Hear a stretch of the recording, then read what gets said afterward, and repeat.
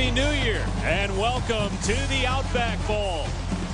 We're at Raymond James Stadium in Tampa, Florida for the first college football game of 2010, featuring the Northwestern Wildcats from the Big Ten and the Auburn Tigers from the SEC. Dave Pasch, Chris Spielman, Bob Greasy, and Rob Stone with you. We're just moments away from kickoff. We're expecting to see two up-tempo, no-huddle offenses on display. Guys, how are they different? Well, for Northwestern, it's very simple. They pass to set up the run.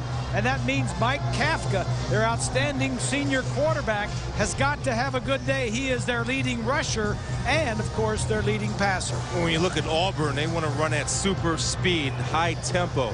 They're a downhill running football team. They're run first. They're a two-back football team. And what they try to do is they try to confuse you with a bunch of different looks and formations and motions and all kind of potions and everything. But they're very simple in what they do, the ISO game and the power game. One of the worst offenses in college football last year, one of the best this year. Northwestern.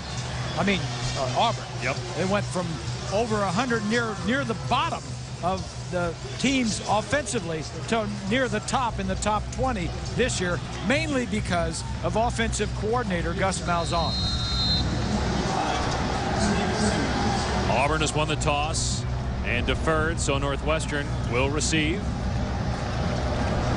Wildcats with 8 wins, playing in their first New Year's Day Bowl since their head coach Pat Fitzgerald was a player in the 1997 Citrus Bowl.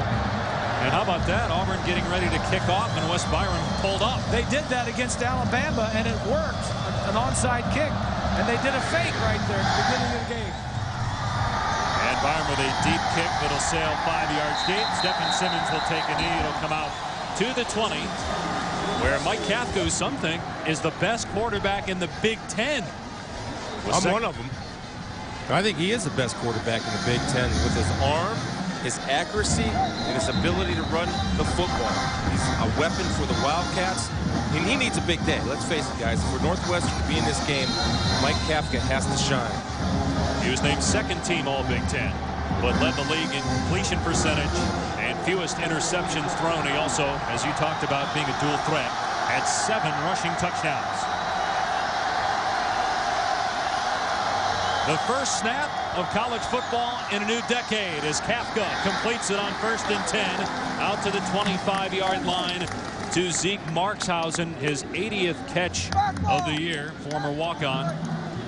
Kafka, a senior from Chicago. No huddle, up to the line of scrimmage.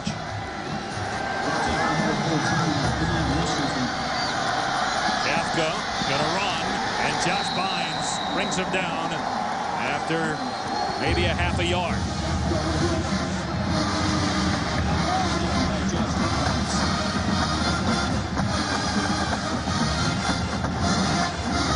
As you can tell, it's been raining throughout the morning. We'll get more in-depth weather report with Rob Stone shortly. 3rd and 5 for Northwestern. Very good on 3rd down during the season. In fact, 10th in the country in 3rd down conversion rate.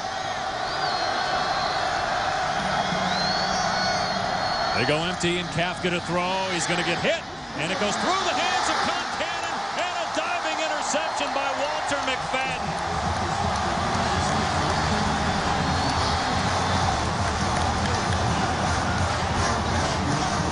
McFadden was here in Tampa as a fan watching his brother Bryant win the Super Bowl with the Steelers a year ago, and now he gets an interception to start 2010. That's just great ball skills. That's his 5th interception of the year, and a big break for Auburn early in this ball game. Starts up front with pressure. Pressure's your best pass defense.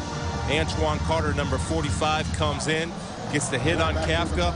Although Kafka delivered a catchable ball, again, hustling tip drill, McFadden with the seal.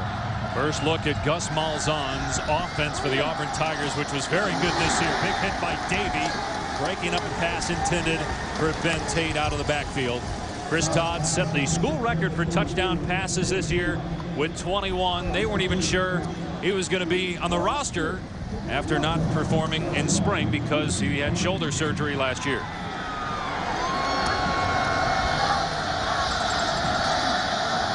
Out of the air, finds Fannin, and Fannin able to break a tackle, but good pursuit to the football by Brendan Smith. Taking a look at our starting lineups for the Auburn Tigers. Tate and Fannin, both very good runners and pass catchers. And Darvin Adams has become their go-to wide receiver and their big play threat. Pretty good offensive line. Lee Zimba making his 38th straight start on the left side.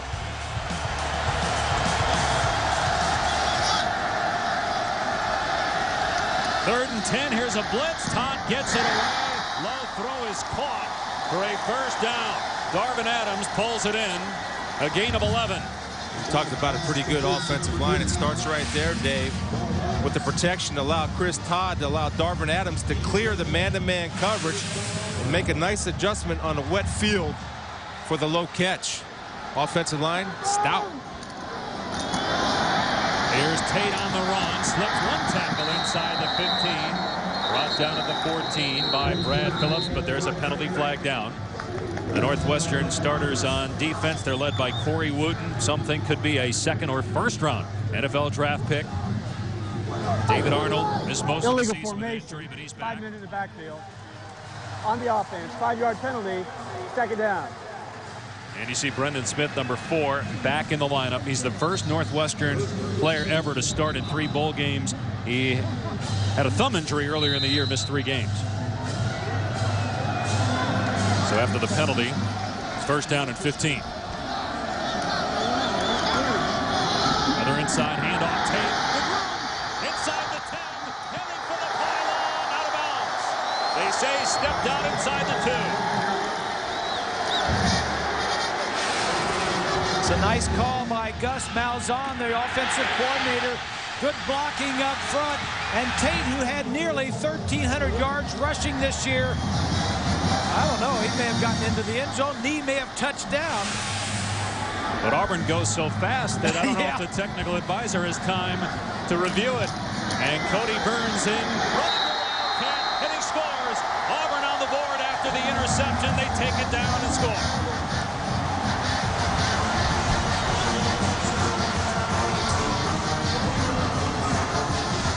Cody Burns with his 5th rushing touchdown of the season. He is their Wildcat quarterback.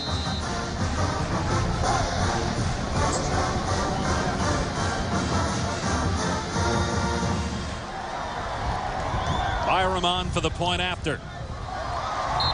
7-0 Auburn. Starts at the point, at the line of scrimmage. Direct snap. Cody Burns. I'm a running back, I'm a quarterback, I'm a receiver. Guess what? I'm a touchdown maker.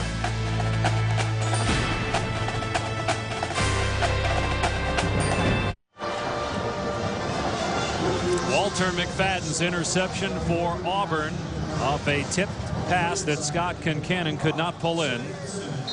Gives Auburn the short field. And the Tigers punch it in. Touchdown run by Corey Burns. 7-0 Tigers were kicking off again. A shorter kick this time, and Simmons fields it at the 5-yard line. Out across the 20.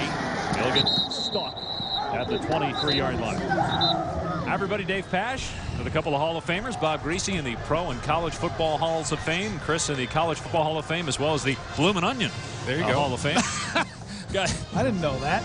That's a pretty special award. Does that mean he ate so many blooming onions? He did, yes. He set the record. He does that. Guys, you talk about an offense. Auburn, we know how talented they've been over the years at the running back position. And we're seeing another good one here with Ben Tate. Can Northwestern now counter what Auburn did with the short field getting a touchdown? Kafka going to the air, and it's complete to Markshausen for a gain of about 7. We know how they counter does not make a mental error. That long run that Ben Tate had in the last drive, there was a mental error. On defense, you always have somebody that's contained, that has to force the ball inside the pursuit. You had 600 pounds of beef of Auburn pulling around. There's nobody forcing the ball inside. So you're not going to stop them if you do that.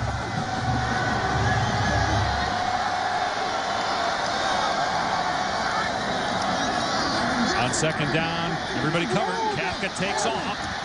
And close to the first down as he slid. Looks like he's got it. Nick Fairley was there for Auburn defensively.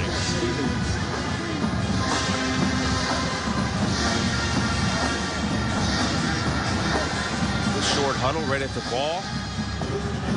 They did not give him the first down there, so it's 3rd down and a yard from the 33-yard line. They need to get this here. And going to be close. Jacob Schmidt, who is their short yardage back. He's their heaviest back, and he weighs only 200 pounds. He did get the first down as we look at the starters on offense for the Northwestern Wildcats. Second team All Big Ten quarterback Mike Kafka.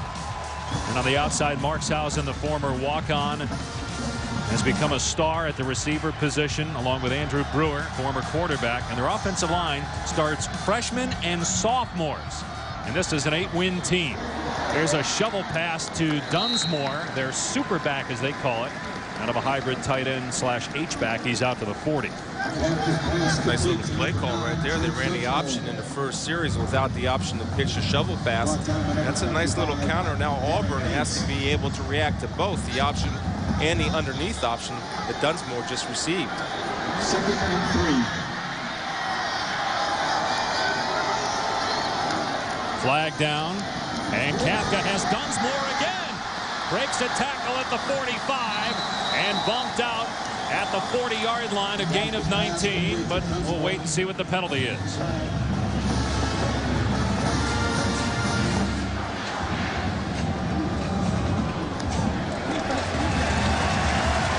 Offside. Number 52 of the defense. Penalties declined. 1st down. Greg Burks, part of a Big 12 officiating crew today. Dunsmore's going to come from the right side to our left. Nice little throw right over the middle. Easy completion and a nice run by Dunsmore. Antonio Coleman led the SEC in sacks. Got too quick of a jump that time. Stewart on the quick hitch to the right side. Gets nothing as we check in now with the 4th member of our crew, Rob Stone. Hey guys, Happy New Year. Schizophrenic weather here in Tampa. Huge thunderstorm rolled through about 4 a.m. Shook me out of my bed. It's been raining off and on throughout the day. And talked to Coach Fitzgerald, and he's like, hey, you know, this is a day at the beach for Northwestern. You know, light rain, cloudy overcast. This is beautiful. They played through worse. For Auburn, they've had 5 rain games, 2 rain delays as well. He said the only concern for Coach Chiswick, wind. If it gets about 15 miles per hour, then it's going to start altering their pass game. Otherwise, they're going to keep pounding it away with Ben Tate and company. And Northwestern pounding it there with Schmidt for a couple of yards. Notice, though, how no weather affects the hair of Rob Stone. Guys, how about the footing for the players today? How big of a problem is it? Well, I think they have resodded this field because normally this time of year, this field in this stadium does not look this good. And I think some of that sod down there is a little bit loose. It'll be a factor today. Especially with Auburn's defense, guys. They like to play a lot of man-to-man. And Bynes offside. Second offside penalty on this drive by Auburn. Prior to the snap, offsides. Number 17 of the defense. 5-yard penalty. 1st down. The Auburn defense last in the SEC in points allowed, in part because they're on the field so much. Antonio Coleman, outstanding pass rusher. He's a senior, came back after he could have gone pro last year. Antoine Carter now healthy. That's helped Coleman have the type of year that he's had. And McFadden had the pick earlier in the game to set up that first Auburn touchdown. Kafka to the air, dumps it off. Dunsmore going to hit short. Nico Thorpe brought him down about a yard shy of the first down. We'll see what Northwestern does on 4th. It looks like they're planning to go.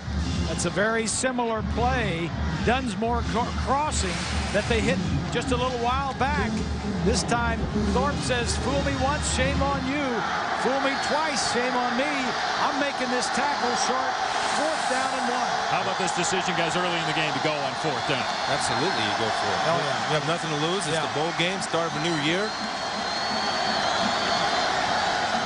Northwestern letting the play clock run down, and then we'll call a timeout. Maybe talk more about what play to run or whether Pat Fitzgerald wants to change his mind. Midway through the opening quarter, the first college football game of 2010. It's 7-0 Auburn at the Outback Bowl.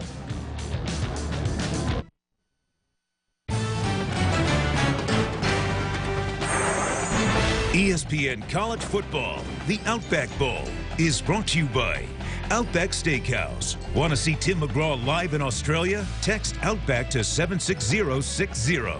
Capital One, what's in your wallet? And the 2010 Ram trucks give tough a smarter name, Ram. Auburn and Northwestern have been in Tampa all week. Players, fans, and bands headed to Clearwater Beach for a tug-of-war battle won by Auburn.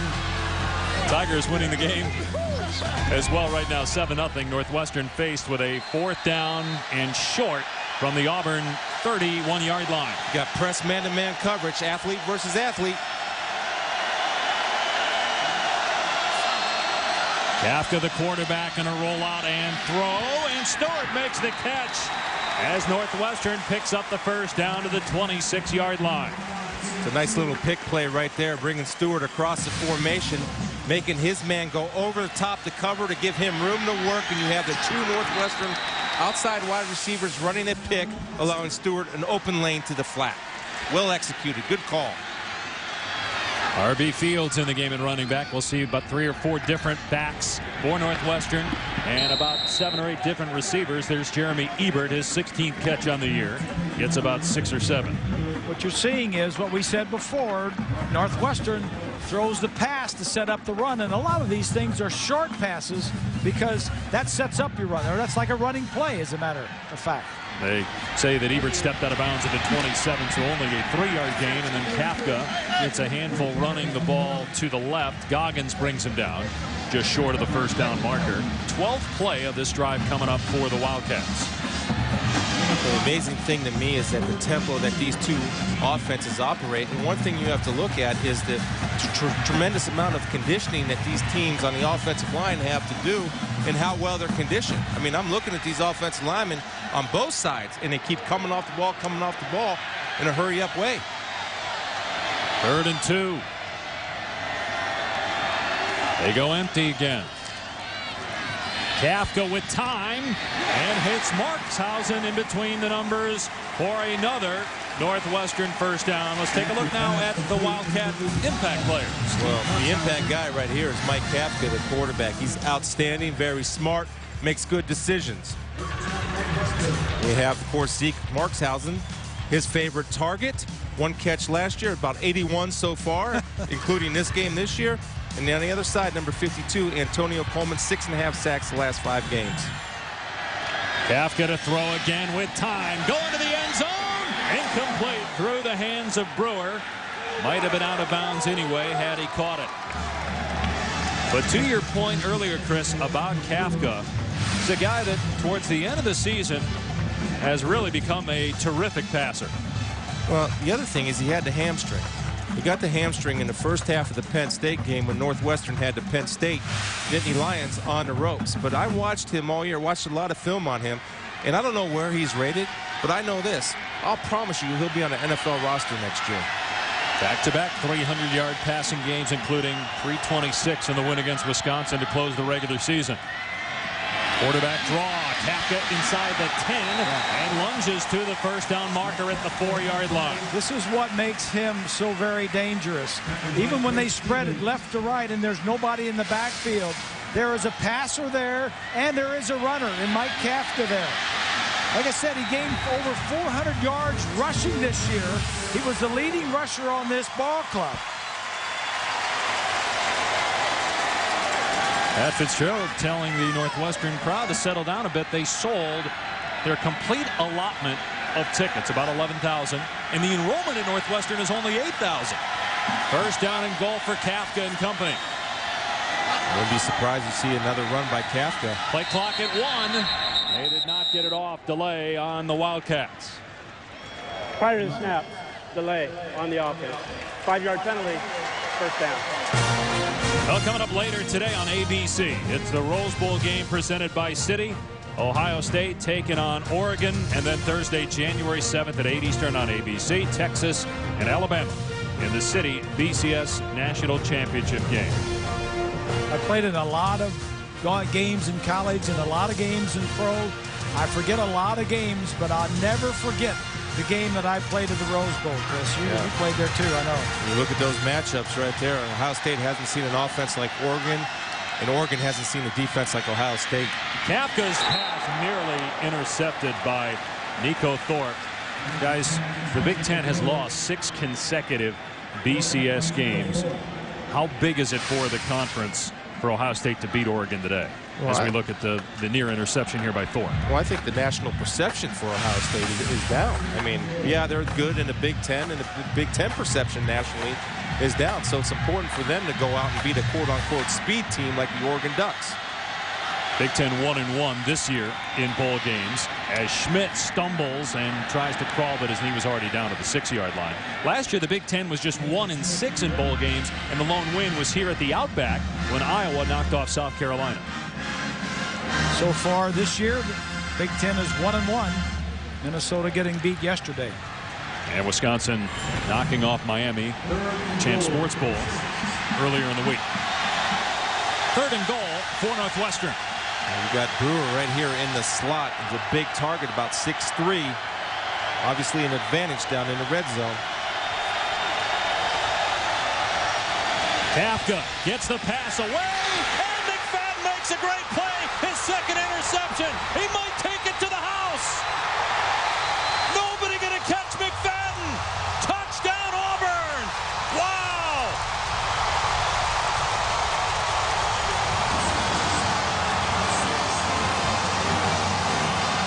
Penalty flag came in at the end, likely for the celebration by McFadden before he reached the end zone. What a way to start 2010, guys. We were talking to McFadden yesterday at practice, and he said Coach Roof is going to let us earn our scholarships today. He's going to let us play a lot of man coverage. Normally an outside cornerback, he's covering inside the slot guy. Dead ball. Markshausen. Unsportsmanlike conduct. Number 6 of Auburn. That 15-yard penalty being forced on the kickoff. 100-yard interception return for a touchdown on the 17th play of the drive for Northwestern. That ball was late and inside. That was good coverage, too. Very good.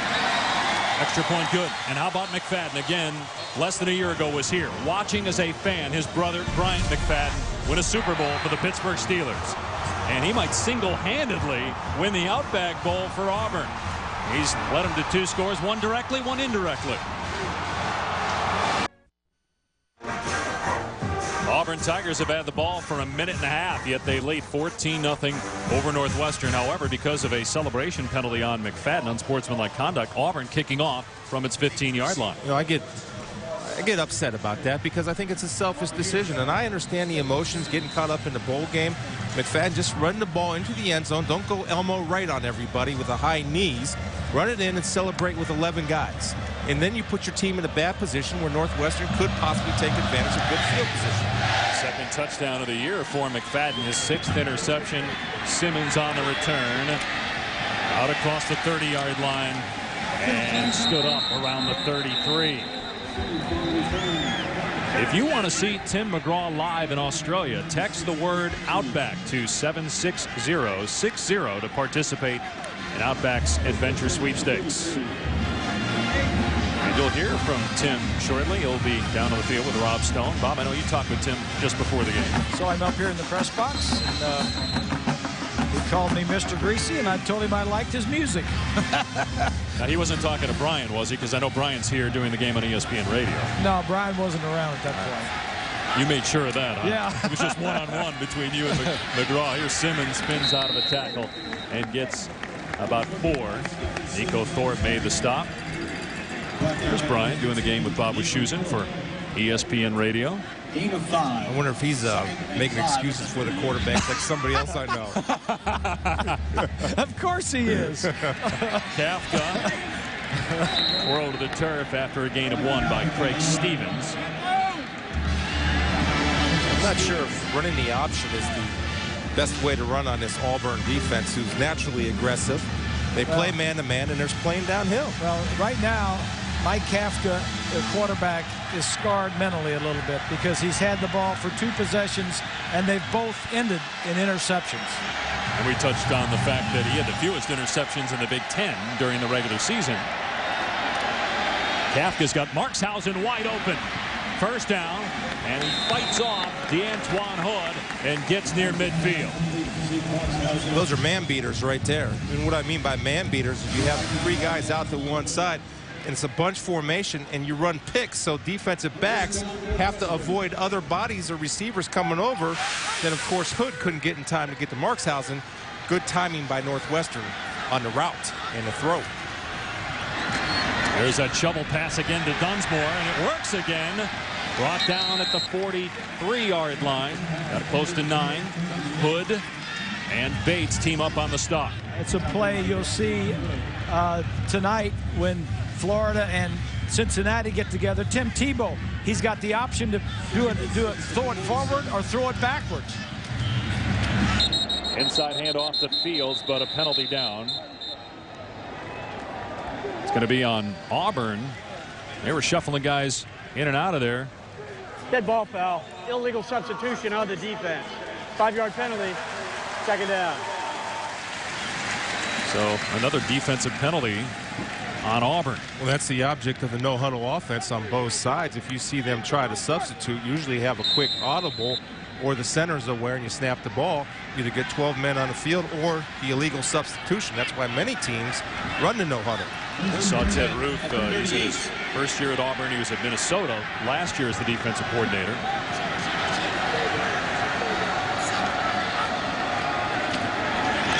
Here's Fields on the inside run. Going nowhere. Brought down for a loss by Nico Thorpe as we check in with Rob Stone on the field. Yeah, I'm with Tim McGraw right now. He's upset that he didn't get to meet Chris Spielman. And can you blame him, right? No, I didn't see Chris. I saw Mr. Greasy walk by. But, It's Mr. Spielman, too. Well, it's Mr. Spielman. I would call him Mr. Spielman. Actually, if I ever saw him. Hey, first question for all the ladies out there. What's going on upstairs here on the face? I'm starting a movie in a week, and so this is part of the deal with the movie. Kafka hits Brewer for a Northwestern touchdown. Andrew Brewer, touchdown Northwestern.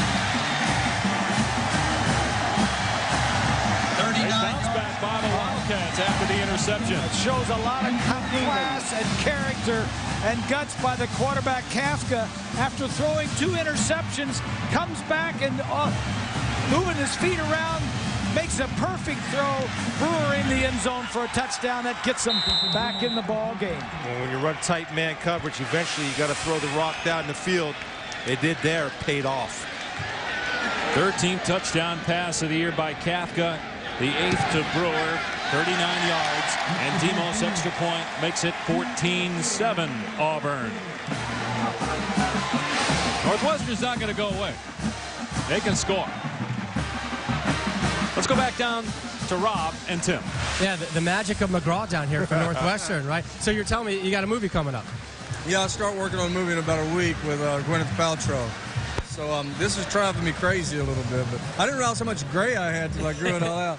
We can get some just for men for you if you want. I have the same problem when I grow it out too, Tim. So don't worry about it. Shake it off. You got some trips headed to Australia coming up soon, right? I'm going to Australia in September, I believe, is when the tour goes there. You know, Outback's sponsoring my tour next year, and we start touring in February. And there's this whole texting program where you can text to win a trip to Australia to go. But I don't know. I can't text. I just learned to text. Just learned. What took you so long? Who taught you? My daughters. Yeah, my daughters taught me to text. You've been in 2 football movies, Friday Night Lights and The Blind Side. Why kind of are these roles being drawn to you? I don't know. You know, I'm a big football fan, you know, and I grew up playing football and love the game. And I guess those are the best scripts that I found at the time when I was looking for a script to do. And in fact, Blindside was something that I knew about and wasn't sure I wanted to do because I didn't make sure I wanted to do another football movie. And then I read the script and saw well it was written and knew Sandra Bullock was going to be involved, so I couldn't turn that down. I call her Sandy, by the way, just between you and me. Tim, thanks so much. Happy New Year, safe travels, and go upstairs and say hi to Mr. Spielman. He's a good guy. He won't bite you. I will. I don't want him to run over me. Hey, don't tell Tim, Rob, that even Mr. Greasy knows how to text. I'm sure tweeting then is out of the question for Mr. McGraw. Good guy. Good guy. Meanwhile, Washington on the return for Auburn takes it out to the 25. But guys, how about Northwestern and Mike Kafka? It's a guy that was a starter in 06. He lost his job to Brett Bazinet. Came back this year and leads Northwestern to the Outback Bowl. And you can see why. He's starting to get some attention around the country and from pro scouts. Great bounce back after 2 interceptions. With the touchdown pass to Brewer. Now Todd to the air, finds Fannin out of the backfield. And he's dumped out of play after a gain of about 5. Let's take a look at our Auburn impact players. For Auburn, first up, Chris Dodd, the quarterback. As you mentioned, he set a record, a SEC record, 21 touchdown passes. He'll be involved in the ball game today. Ben Tate leads the team in rushing, almost 1,300 yards. He'll have a good day today if they get the ball and get it running. Here's a reverse to McHale of Northwestern. Not fooled. They crunch him back at the 25-yard line. Jordan Maven read it well.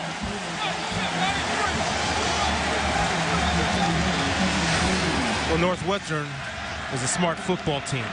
One time they got outflanked. This time they're not going to get outflanked. What you see there is a crackback. That means an outside receiver comes on the inside defender. The most outside defender then must replace.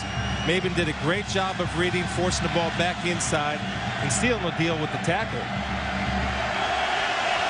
3rd and long.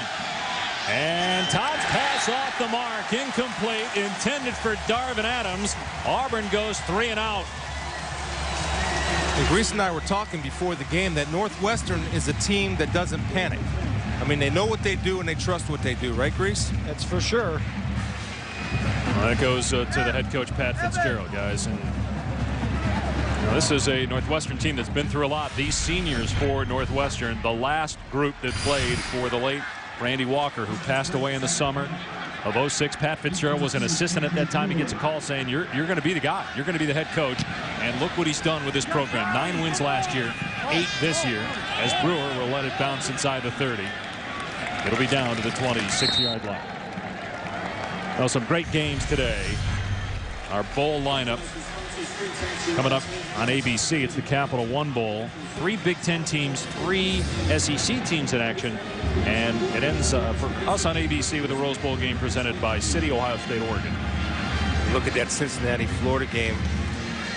I think that would be one of the biggest upsets in college football history because of the circumstances surrounding the game. You have 2 coaches that left Cincinnati, and Jeff Quinn's coach tonight, but then going to Buffalo. And you have one team motivated by sending Urban Meyer off to his rest with a victory. Kafka completes it to Markshausen for a few. Do you agree with that? One of the biggest upsets in history? No, I don't agree with that. Of course not. I can't agree with that, right? But what I do see on that schedule of games today is college football is going to be saying goodbye to a couple of legends, if you will. Bobby Bowden from Florida State and Tim Tebow. What a great player. What a great inspiration for college football Tebow has been. Kafka has it complete. Another Northwestern first down. Stewart to the 46-yard line. What a great throw this is. In between the defenders, over some, just a great throw. Well, watch, he uses his eyes, Bob. He uses his eyes on the short receiver, which draws the corner up in cover 2 to jump to short receiver. He baits him, then he throws right between the corner and safety. And the eyes are a huge weapon for a quarterback, and I don't think enough of them use their eyes enough. Yeah, that's for sure. You may be right, Spiels, on Kafka. He looks impressive. Interceptions. Right, one of them is fault. Probably not fault. 14-7. Of course he's right.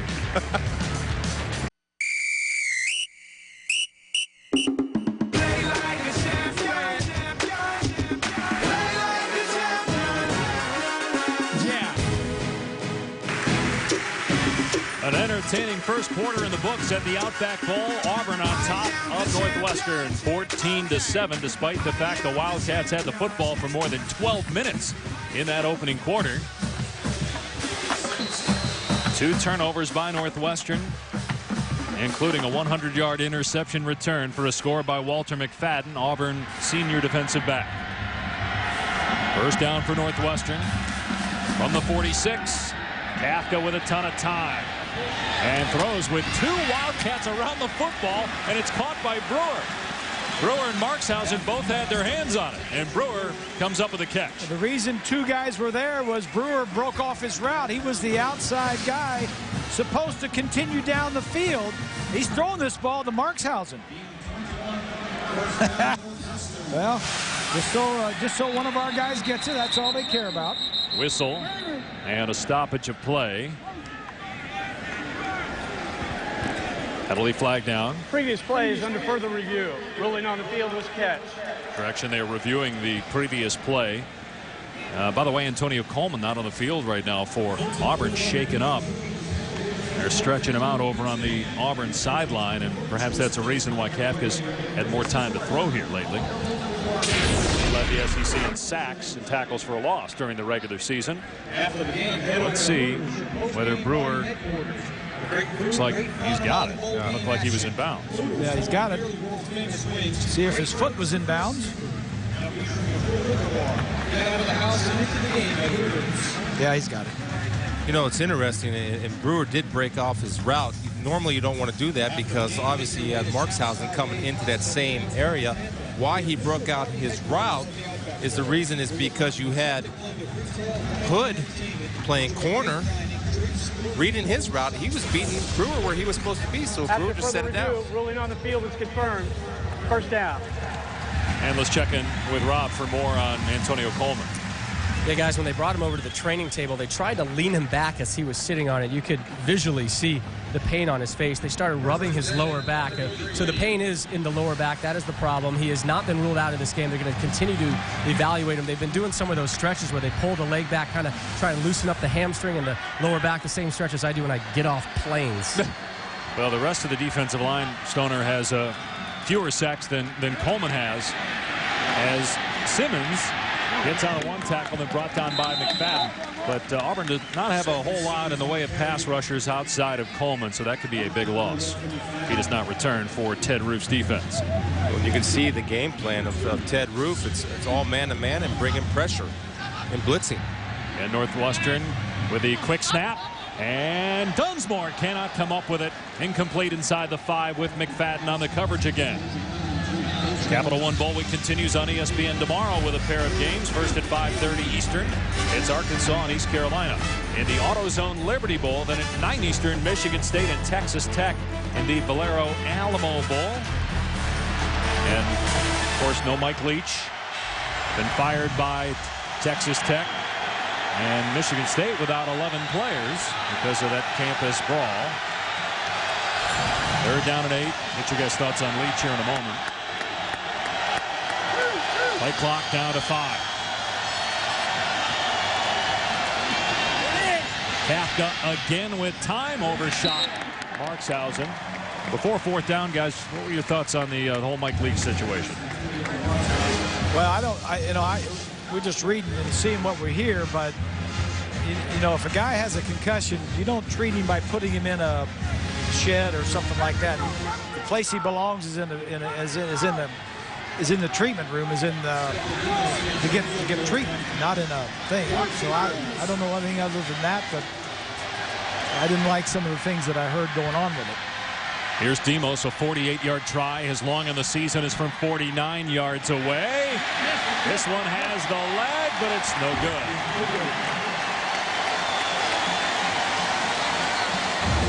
So nothing on that drive for Northwestern. It remains 14-7 Auburn.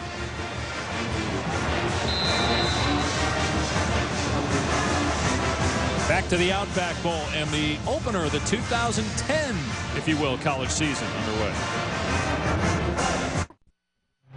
Mike Kafka trying to lead Northwestern to, believe it or not, its first bowl win in 61 years. But the Wildcats down 14-7. Their only bowl win was the 1949 Rose Bowl against Cal. Since then, they have lost 6 straight bowl games, including an overtime thriller in the Valero Alamo Bowl a year ago to Missouri. Auburn taking over after the missed field goal. Nowhere to go for Ben Tate. Let's take a look back with our Mazda Drive recap.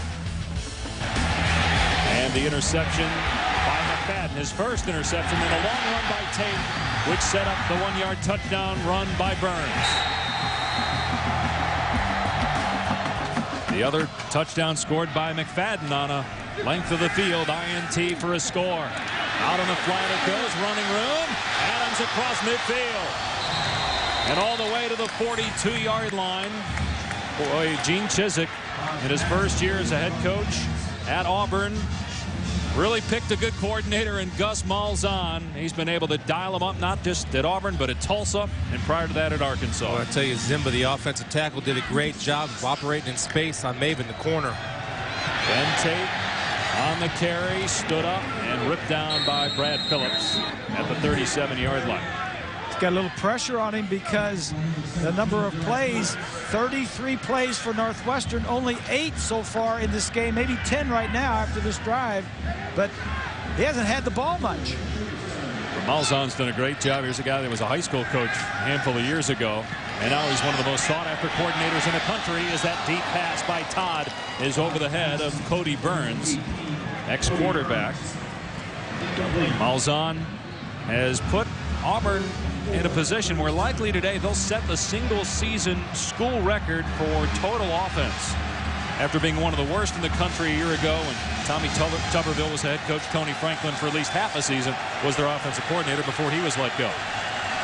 Really tumultuous year in 2008, but a great turnaround by Gene Chizik, Gus Malzahn and company. Auburn with 7 wins. Todd in trouble.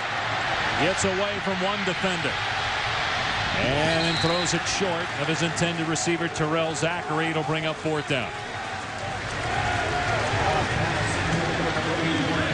Let's compare what Auburn did a year ago offensively to 2009. Well, the numbers really tell the tale. On the left side, they were 119th in red zone. Points per game, 110th. This year, much improved, near the top in every category. See what Malzahn dials up here on 4th down. You guys agree with this move? Go for it on 4th and 4? That, or you're going to do a little quick kick here by Chris Todd as you see the formation change. No, he's going to throw it. And his pass is low, but it is ruled a catch. Darvin Adams went down, and now they're saying it's incomplete. The initial ruling was a completion, but the umpire came in. He said he had a better view of it and said it's incomplete. Well, here's the umpire right down here.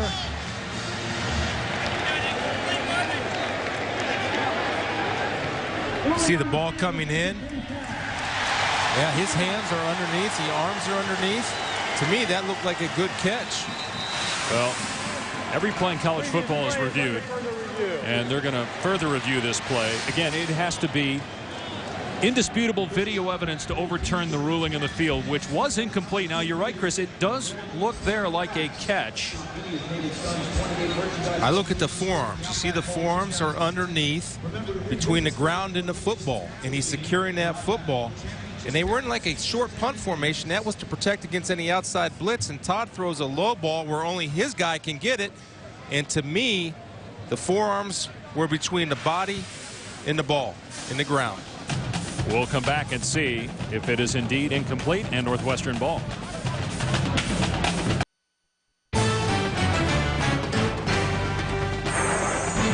ESPN College Football, the Outback Bowl, is brought to you by Outback Steakhouse. Want to see Tim McGraw live in Australia? Text Outback to 76060.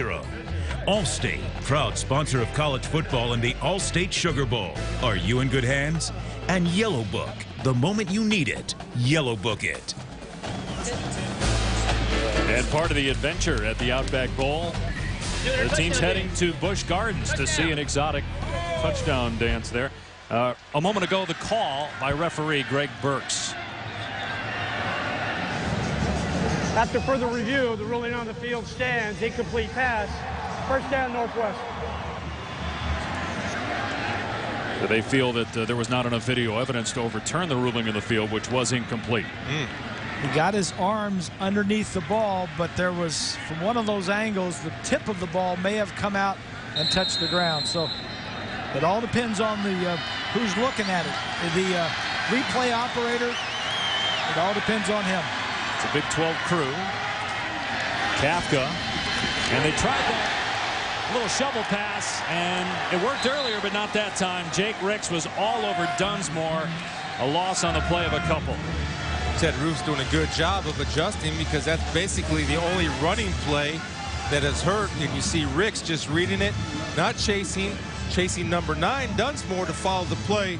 Is able to secure the tackle. And the next time you might want to try to sneak in there and pick that sucker off, because if it is dropped, it's an incomplete pass as opposed to the backward lateral. Dunsmore scored the go-ahead touchdown in a win at Iowa to end the Hawkeyes' undefeated season. Northwestern had some big wins this year as about 4 offensive linemen jumped that time. Prior to the snap, false start, number 75 of the offense. 5-yard penalty, second down. You know, just to go back to that call, and I know it doesn't go on the stat sheet as a turnover, but it's the same thing as a turnover. Something that you thought you had, it looked like you had, but it ended up being a big play for Northwestern. Just keep that in mind, because that's down in the red zone, where Auburn is very efficient as an offense in the red zone.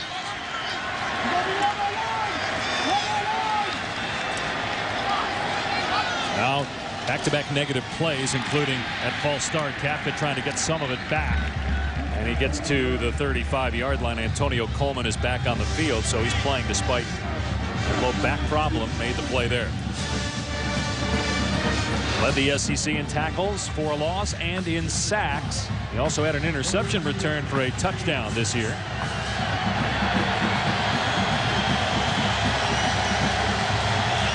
A handful of defensive touchdowns for Auburn, including one in this game, which right now is the difference. And Kafka with a long throw from the far hash to the near sideline. Markshausen cannot make the catch. Incomplete. He wants to throw the flag. It was a long throw, and Kafka didn't have any room to step into this. Even if they were to review this further, it'd still be fourth down. Coleman applying the pressure. The back seems to be loosening. And as Bob mentioned, when you make that type of throw, you got to get your legs into it, or it's never going to get there. I don't care how strong a arm you have. Stephen Demos, his long punt of the year is 47 yards. His long field goal is 49. Go figure that one. He's both the punter and the place kicker. Rolls that one down near the 20. Well, Pat Fitzgerald and the Northwestern Wildcats trying to win their 9th game of the season, but they trail Auburn, which is in search of win number 8, 14-7. Auburn's defense done a pretty good job on Northwestern's offense the last couple of possessions. The Tigers holding a 7-point lead here in the 2010 Outback Bowl. Dave Pasch, Bob Greasy, Chris Spielman, Rob Stone. Northwestern with 8 wins on the year. Auburn with 7. The Tigers were under 500 a year ago. Gene Chizik in his first year as the head coach here at Auburn, former defensive coordinator. And Ben Tate on first down gets about 15 on the ground. Rose Bowl game presented by Citi coming up later today on ABC. Terrell Pryor in his last 3 games. All wins. Numbers don't jump out at you. How well has he played? Coach Tressel took the ball out of his hands. They've been running for 200 yards a game. Tate takes a shot there to the legs by Maven, gain of a couple. I think this is the start of 2010 season for Ohio State and Terrell Pryor. I think Tressel is going to, you know, he's going to be a junior. He's been here. He knows how to take care of the ball. He knows how to throw. He knows the system mainly. That's the big thing. I think he's going to loosen the ropes on him a little bit today going into next year. Well, he hinted at that at the beginning of bowl practice, that he was going to do that. I got to see it to believe it, though. Todd completes it right at the first down marker to Adams. And that Rose Bowl game presented by Citi is on ABC at 4:30 Eastern. I know Chris was out there, and then we played. Did you go to Lowry's, the steakhouse? Yeah. Is that Beef Bowl. You know, way back, that place has been there a long time, because way back when I played, we went there. Yeah, well, you know it's been there a long time. You didn't have to say that. Oh, we had to get it in at some point. You knew it was coming. I know, you guys. Cody Burns in the game at quarterback. He scored a rushing touchdown in the first quarter and gets 9 there before Brad Phillips makes the stop. Corey Wooten on the sideline. You can only imagine that it's because of injury, because otherwise he'd be out there. He's their best defensive player. He ripped up his knee in the Alamo Bowl last year and then was bothered by an ankle sprain earlier in the season. He's finally close to 100% though, or so we thought. Yeah, he's a 4-year starter making his 48th start. The only time he's on the sideline is when their offense is on the field. Great player as Todd looks downfield, airing it out. Got a man there. It's Carr. Touchdown, Quindarius Carr.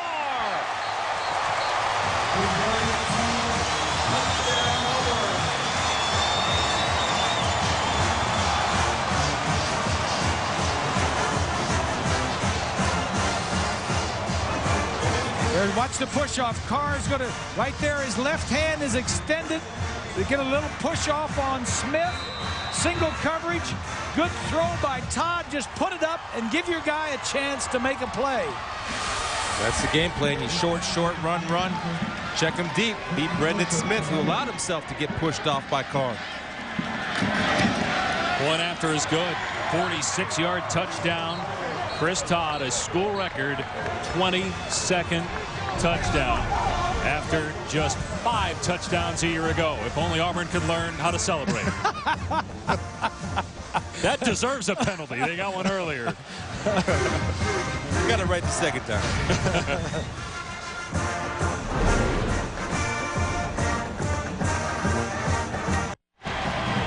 A year ago at this time, Auburn quarterback Chris Todd was having shoulder surgery. He missed spring practice. The new coaching staff, led by Gene Chizik, had no idea that he would even have a chance to be the guy in the fall, but he ends up winning the job, and he sets a school record. Now 22 touchdown passes on the year. They had 5 starts last year and really was taking a little bit of heat from the fans, the Auburn fan base, which is a lot of pressure with that position at Auburn. Simmons awaiting the kickoff at the 3-yard line. Simmons with a burst past the 30-yard line, got the kicker to beat, and what a tackle by Byram at the 40-yard line. And this will be Chris Todd's final game. The starter next year could very well be Cameron Newton, who yesterday signed a national letter of intent to attend Auburn after leading Blinn College to a junior college national title. He played as a true freshman behind Tim Tebow as the backup quarterback of Florida in 07. In the difference Gus Malzahn will have in his offense, as you see 16 rushing touchdowns, Cam Newton will bring his legs to this offense, which will make it more dangerous. That's a big signing, too, and it's got a lot to do with that man right there, Gus Malzahn, being the offensive guru that he is. You think Dan Mullen was Newton's offensive coordinator, and he turned down Mullen at Mississippi State to play for Malzahn at Auburn, as Kafka's pass is incomplete, intended for Simmons. Let's check in with Rob for more. Hey, guys, during our conference call a couple days back with Coach Gene Chizik, he was talking about how important it is to find a quarterback for next year, and he was saying, you know, right, maybe it's somebody we have here, maybe it's somebody we're going to get. He was kind of hinting that they had their eye on somebody. I talked to Coach pregame on the field. I mumbled, you know, Cameron Newton. Oh boy, did his eyes light up, mouth kind of dropped. He said, let me tell you, that is a signing. That is a big boy, and he was borderline drooling, guys, at the prospects of having him in January and schooling him under Malzahn. Kafka's pass off the mark. It'll bring up 3rd down. Well, Gene Chizik told us in our conversation with him this week, when you guys talked at the start of the telecast about this being a downhill run team out of the spread, but he says one of the elements we haven't had this year, although you saw it on that last drive, has been the long pass. Well, and that's going to come, and you keep the dub. Remember, this is the first year within the offense. They picked it up quickly, but they're only going to improve on it and build on it next year. Morrow certainly has Cameron Newton rather certainly has the arm strength, as Kafka gets out of one tackle and then finally brought down well short of the 1st down by Derek Likes. It's a job of Likes on the second effort. Missed him the first time, but when you have the luxury of running different defensive linemen in and out of there, they're fresh. Didn't stay down on the ground, did a nice little seat roll to finish the tackle on Kafka. And Quindarius Carr just got his first ever touchdown, only his 2nd career catch. Now back to return the Demos punt.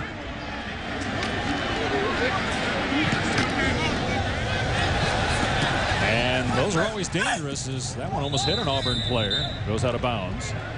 It'll be Auburn football. Well, we talked about Auburn quarterbacks. They've had some pretty good running backs over the years. 1985 Heisman Trophy winner Bo Jackson used to light up Chris when they'd play in the NFL. Rudy Johnson, Ronnie Brown, Cadillac Williams, Kenny Irons. How about James Brooks and Joe Cribbs and Stephen Davis, Tony Richardson? Yeah. Even Brandon Jacobs had a cup of coffee at Auburn. William Andrews. I think James Brooks is one of the most underrated NFL backs to ever play the game with the Chargers and the Bengals. He was an outstanding football player. How about Ben Tate, number 5 on that career rushing list? Here's Fannin, and they wrestled him out of play around the 25-yard line. Cadillac Williams plays right here on this field with the Tampa Bay Bucks. Tampa Bay plays here Sunday against Atlanta. They're 3-12. maybe saving Raheem Morris' season after beating New Orleans? I don't know. Bo Jackson never ran me over, though. He ran away from me, just to make that clear. He had to get that in, didn't he? That was like 3 or 4 minutes ago we said that. They fake the reverse. Tate looking for a running lane.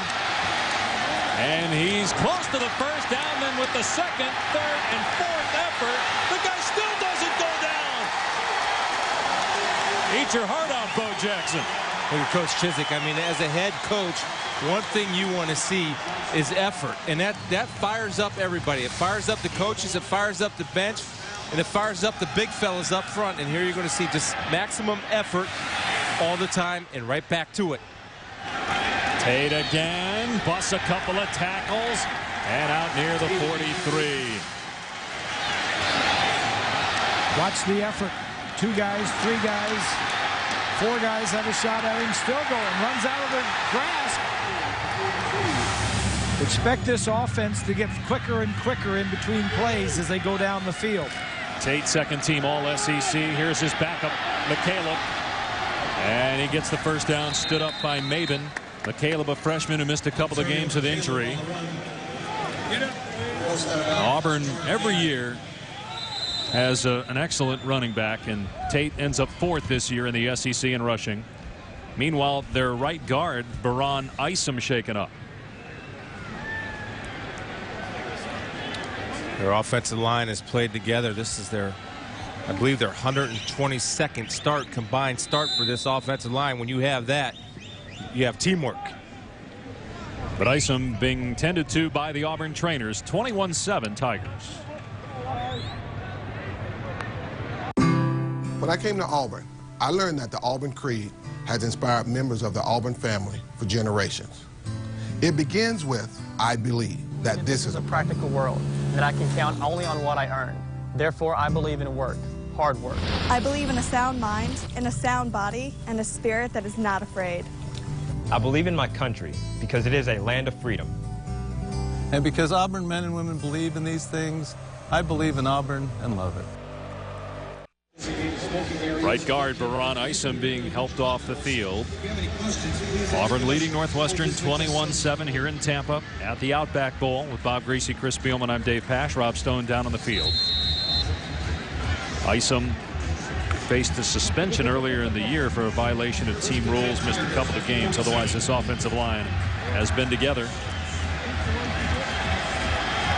And Bart Edens, who's really the backup center guard and tackle, will come into the game at right guard. Cody Burns in at the quarterback position. And Burns finds a hole and crosses midfield, gets about 5 to the 48-yard line. Quentin Davey on the tackle. Auburn started the year 5-0, guys. At one point was ranked 17th in the BCS standings, and the schedule got tougher. Now, yeah. Granted, they did beat West Virginia early in the year. They lost 5 of their last 7 to end up the season 7-5. Played well, though, against Alabama. Led that game 14-0. As Tate gets to the outside and gets slowed up, but is able to get the first down, and then a flag flies in the middle of the field.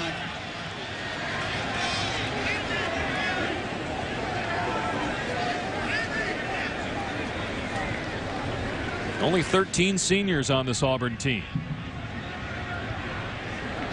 Personal foul, tripping on the offense, number 53. 15-yard penalty, second down. That's on Bart Edens. He comes in, and first play he's out there, gets a tripping penalty. Got to get warmed up a little bit. See 53 pulling around right there. Big Bart. Keep your eye on him. That's a nice, you couldn't see it at the end there, but that's an old trick that those dirty old big hog offensive linemen do called the leg whip, where they whack you, they miss you, they fall down on the ground, and they swing their legs around to try to get you. Defensive linebacker talking about offensive linemen. Yeah, they all cheated. Big dirty old guys. They all cheated. Was tripping part of your warm-up routine? I like that. Here's a reverse to Fannin. And Fannin caught it back and gets back to midfield. Nate Williams there for Northwestern. Just interesting to see that Auburn now has had a chance to run their offense at a high pace. If it's starting to wear on the Northwestern defense, they try to get substitutes in and out of the game, but I see hands on hips in between plays. That's not a good sign. 3rd and 7. Northwestern in dire need of a stop, and a timeout called here by Auburn. Timeout, Auburn. They're first of the half. So a couple timeouts remaining here for the Tigers at the 5-minute mark, leading Northwestern 21-7. We mentioned at 4:30 today on ABC. It's the Rose Bowl game presented by Citi. Then on January 7th on ABC, it's the Citi BCS National Championship game. As I'm sure you guys have been breaking this down now for weeks. Who do you like, Texas or Alabama? Well, I like Alabama. I think Alabama plays defense. They play great run defense. Texas has a hard time running the football. It's going to be tough to beat a one-dimensional offense like Texas when you're playing Alabama that's very good at stopping the run. It's a tough win for Texas to get. Alabama was great in beating Auburn, and you got to give them their due. But I just like Colt McCoy. I think somehow, some way, if he needs to run, he's going to run and get it done passing. It's going to be a heck of a ball game. Can Texas take anything from what Auburn did defensively in shutting down Mark Ingram, holding him to 30 yards? Yeah, see ball, get ball.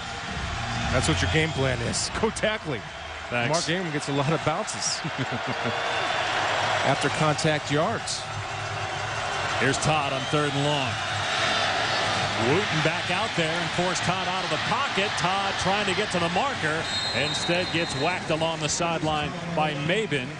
He'll come up short of the 1st down. We'll see what Auburn does here on 4th down.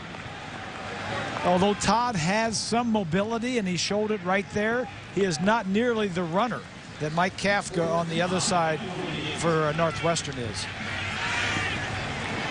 The big stop just to get their defensive breather for the Wildcats.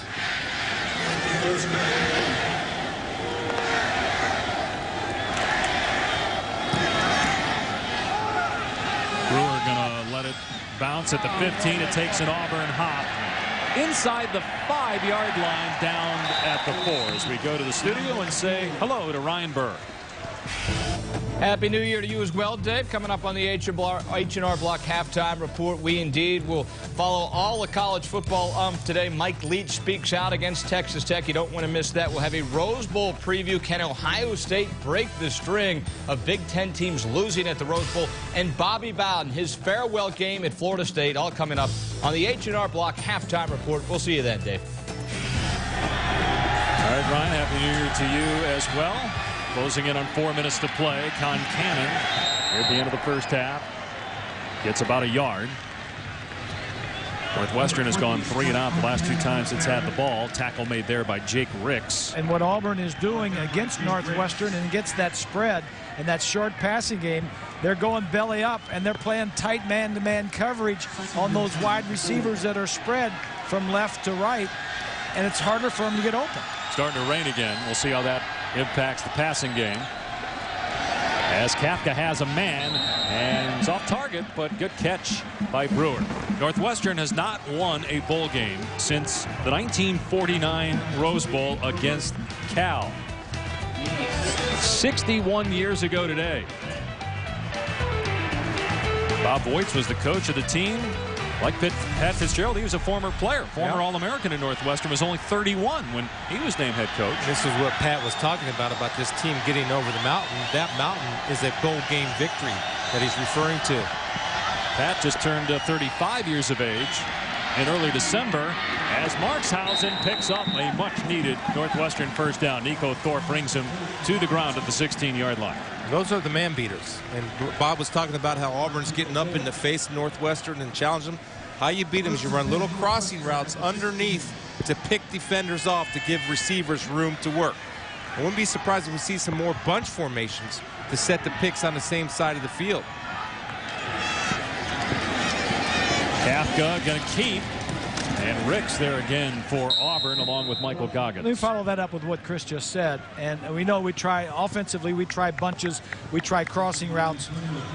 What other things gave you as a linebacker and defense in general problems in coverage? Well, if you're talking about man coverage, it's the fact that you have to run the football, which Northwestern cannot do. Then all of a sudden, because when you're a man, you're automatically thinking pass first as one of the back 7. Right. If you can't run the football, that allows you to purely focus on pass. But if you're playing man and they're running football, that puts a burden on you. Ooh, late handoff by Simmons. Coleman drags him down. And not much again on the ground. Going to bring up 3rd and long. And I guess a quarterback like Kafka going a step further, who spreads that receivers 3 on the right, 2 on the left. You got to spread out your defense, and you're the quarterback, but that quarterback can run. That's an extra problem for you. That's right, and that's why you got to have a defensive lineman power rushing up the middle.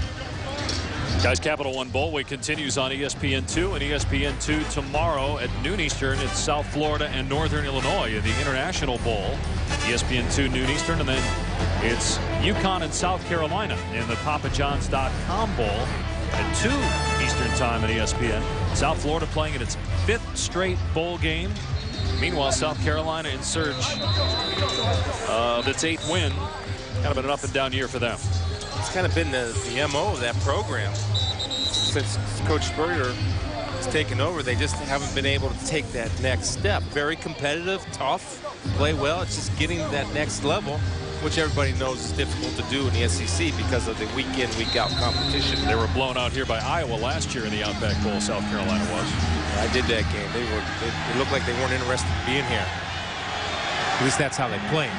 And sometimes that's the case in bowl games with certain teams. But when you shut it down and then you try to get it started again, sometimes it always doesn't work. 3rd and 8. Kafka going downfield, overthrew Brewer. There were 3 Auburn players in the vicinity as well. 4th down. That's one I think you do throw away, because if I'm seeing 3-on-1 and I trust my guy Brewer, he's the next quarterback. We used to sit in meetings together, but I don't trust him that much. Let me go ahead and throw that to the hash mark as he's running to the middle of the field. Crossed him up there. They didn't go man-to-man as they've been doing. They went zone. Demos to punt from inside his 5-yard line. And a high snap. And that went off the side of his foot. How do you know where that thing crossed the sideline? The official is spotting it at the 24-yard line. That's a 6-yard punt, if that is indeed where it ends up being spotted. Let's see. Now another official, the field judge, is coming over, and he's saying the 36-yard line. So it's an 18-yard punt. Walter McFadden has been the difference maker for Auburn with 2 interceptions. This one off a tip pass. It set up Auburn's first touchdown, and then this one, he took the distance. Happy New Year, Auburn fans. 100 yards on the INT for a score. Shaken up, though, on the last Auburn defensive series. They're taking him to the locker room. And that's the case where you hope it's just cramps. Todd throwing it to Burns, and he's going to throw it. Yep, and he's looking for Fannin, and it's intercepted. Great pick by Sheriff McManus. Big play for the Wildcats.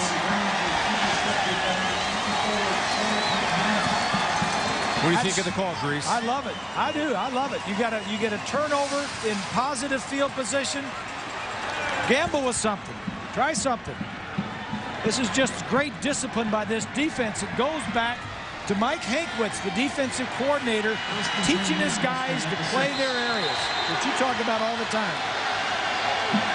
Walter McFadden sees that he's got to come back out there. He says, you know, I'm not going to the locker room. I'm going to tough it out and play my final game at Auburn. Right. Kafka, quarterback draw. Across the 10-yard line, out near the 15, Nico Thorpe on the stop. Why is he going to the locker room then in the first place? Oh, okay. Apparently just walking it off then, Chris. Well, you know what? If I see him out there and I see him limping, I got some eyes in the sky. Let me see what you have. Yep. There you go. I go right at him. The coaches in the press box, you know, they know that. He's in the slot there on Ebert. Kafka instead goes the other way. He's got Stewart, and the pass is pulled in. Ruled a catch. I'm just watching McFadden there. You see him on your screen. That's cramping up. And you see Stewart right here doing a good job of field awareness. In the air, one in, one out. Yep. Good catch, good throw by Kafka. And he didn't go out of bounds before the ball got there, because you can't make a play on the ball. I think they're going to take a look at this one. Yep. Previous play is under further review. Guys, I want to go back, though, to your comment, Bob, about what Auburn ran. Now, why not when you've run for 100 yards already and you got a minute 40 left, you can take the clock down, just continue to pound Northwestern and get into the red zone. Let's take a look at this See if he gets his feet in. He doesn't go out of bounds before the ball gets there. And he seems to have possession and a foot in bounds. Unless the back of the foot was out of bounds, the left foot. But again, hard to tell. It's got to be indisputable video evidence to overturn the ruling of the field. I think it's going to stand. Okay, what's your question now? Just going back to why not continue to run the ball? I mean, they're running it successfully. Okay, you're questioning Gus Malzahn. He's been studying for a month to get ready for this. You know, when you get a turnover in positive area inside the 40 or inside the 30, go After for it. further review, the ruling on the field is confirmed. It is a catch, first down. What do you think about it, Chris? I don't mind going to try to drive the stake. You're up 2 touchdowns. I don't know if I'd go trick play. No, I might try to throw something that I know and trust that I've already hit on them that's been successful down the field, but I don't question the call. I think it's a good call. It's a good call. I mean, now is a perfect time to try. You're up 21-7. Kafka with time has Ebert in the middle of the field, and McFadden made the tackle, but he was nowhere near Ebert in the pattern. That's because he cannot break on the football. He's having a hard time planning off of his back pedal to break on the football. Keep attacking him. There he is right here. Kafka to Stewart, and DeAntoine Hood right there to make the tackle. Northwestern still has 2 timeouts remaining, and they're going to use one here. You know, I wonder if they see that. He's in the slot. They love to play man. And I wonder if you might have to take a shot at him. That's what I'm asking myself. Now, I know they have coaches that are in a near vicinity to us. If you see him limping, boy, you go right after him. Now, that might alter what Gene Chizik does and Ted Ruff do on defense, because you got to say, look, I got a wounded warrior out there. I need to make sure my safety is over there to help him to start leaning to his side. And he's the nickel guy when Northwestern goes 3 or 4 wide, so he moves inside. That seems to be where Northwestern is attacking. Just put your fastest guy in the slot and say run a takeoff. That's the problem. Northwestern doesn't have many fast guys, and they don't have many guys that are big play guys that are really burners that can get down the field. If anybody is in that category, it's Brewer, and they've already tried that. Well, I mean, you try it again. You got to be, I know they're not overly fast, but you got a guy that's cramping and limping around, and he can't break. Climbing. Now right here. They do put Brewer over on that side of the field, and as you said, Bobby, he had a 39-yard touchdown catch in the first quarter. And Kafka throwing to Ebert, who's being covered by McFadden, and he's got the first down to the 32. So they went at him there. I think you keep going at him and see if he will stay patient, because he's got to be a smart football player and protect himself. Kafka 4-4 on this drive. They're going to Ebert again on McFadden. He makes the catch inside the 5. There it is, guys. Beautiful. I think they were just wearing him out. Right here, he's got pretty decent coverage, but he does not have his burst. And the ball's thrown low and away, and a great throw away from the defender, Grease. Nice and low for his guy can only get it. Yeah. McFadden just took off to the Auburn sideline, limping, and Auburn called timeout. They only had 10 guys out there. Timeout, Auburn. Well, you know, they're third and final. You admire guys being tough and want to stay out there. But if you're hurting your team, you know, take yourself out and get somebody else in there that can play. Well, here's the code, at least that I thought was the code. Anything upper body, you take a tough pill, suck it up, and play. Anything lower body, you can't run, you can't play, especially in the secondary. And what I think happened was that Northwestern attack, because you still have to work to play. And you see McFadden, he's high in his back pedal, so he's laid out of his break. And the ball's thrown away, and he lets the receiver get behind him. Great catch by Ebert going down. But I think Northwestern's attacking, and start using him and make him wear it out. I think he feels like, hey, I'm having a great game. I've already got his name filled out on my player of the game sheet. You know, he's had 2 interceptions and returned 1 for over 100 yards for a touchdown. And he's having a great game. Well, now the officials are reviewing. Well, every play is reviewed, but further review here. But they did charge Auburn for a timeout there. The ruling of the field was complete. Again, based on the video we have, it looked like it was complete. You know, officials are talking to Pat Fitzgerald about it, though. No, I don't know if did Auburn ask for the review? Well, it's being called an official review. Otherwise, it would be a challenge. Let me ask you this. Yeah. If I'm Northwestern And I see Pat down there talking to the officials right now. He's on the 20-yard line, walking out with the officials by his team. And I would ask, if you're replaying, dude, you're killing my momentum here. What are you doing? Or charge Auburn with a challenge rather than an official review. Don't take my big mo away from me. Well, the referee went over to talk to Gene Chizik to let him know what's going on. I think they're going to give Auburn the timeout back because it was an official review. But you guys get my point about the reviews? No, I do. The ruling on the field is confirmed. It is a catch. Auburn will not be charged a timeout. It has one remaining. But there's got to be a point in time, don't you, where these guys in the booth up here trust what those guys down there see without stopping the game. Meanwhile, 47 seconds remaining. Exactly. Northwestern has one timeout. They go empty. Kafka rolls left, throws end zone, broken up. Great play on a pass intended for Schmidt. It was freshman Darren Bates, true Frosh safety, who's been a starter this year because of injury in the secondary. Well, not a bad time for a little quarterback draw, a little quarterback trap right here with a pulling guard to lead him up inside with the empty backfield set. Certainly you have to be aware of it. McFadden on the sideline. Kafka to throw again. Flushed out. Kafka being chased. Gets rid of it. Ebert is there. Instead, it is picked off. Initially was ruled incomplete. Now they say interception. That's the second Auburn interception in the end zone. Cardinal rule mistake, Reese. What is it by the quarterback? Late over the middle. Kills you. That was Bell with his second interception. He's a freshman also. You can't throw across your body late over the middle. He's trying to make a play, and it's just not there. Throw it away and live to play another down. Yeah, looks like he caught it, too. 2 picks in the end zone. He had Stewart open in the back corner. The cornerback for Auburn took his eyes off of Stewart. Stewart was then able to get some distance. Just throw it to that back pylon. Don't try to make the miraculous throw. Guess what? It's a reason why it's a miraculous throw. Doesn't happen very often, Dave. 2 in the end zone, 1 return for a touchdown. So it's not as if Auburn has completely outplayed Northwestern, but because of the takeaways, they have a 2-touchdown lead. In the end zones. We said early on that Kafka would have to play well and have a good game for Northwestern to have a chance because he is their offense. A couple of bad decisions, interceptions in the end zone. We'll see if McFadden can go in the second half. Had 2 interceptions in the first half and valiantly trying to play through that leg injury in the final stages of the second quarter. Let's check in with Rob Stone.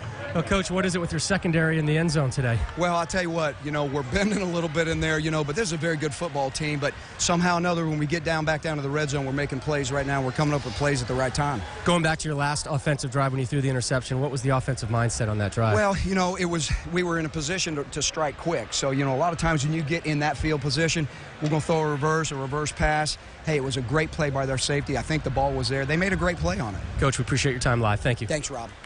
Rob, get a hairdryer and a brush. Chris, get another bloomin' onion. Bob and I will continue to argue about that play that Auburn ran earlier in the quarter. 21-7 Tigers as we join Ryan Burr for the H&R Block halftime report.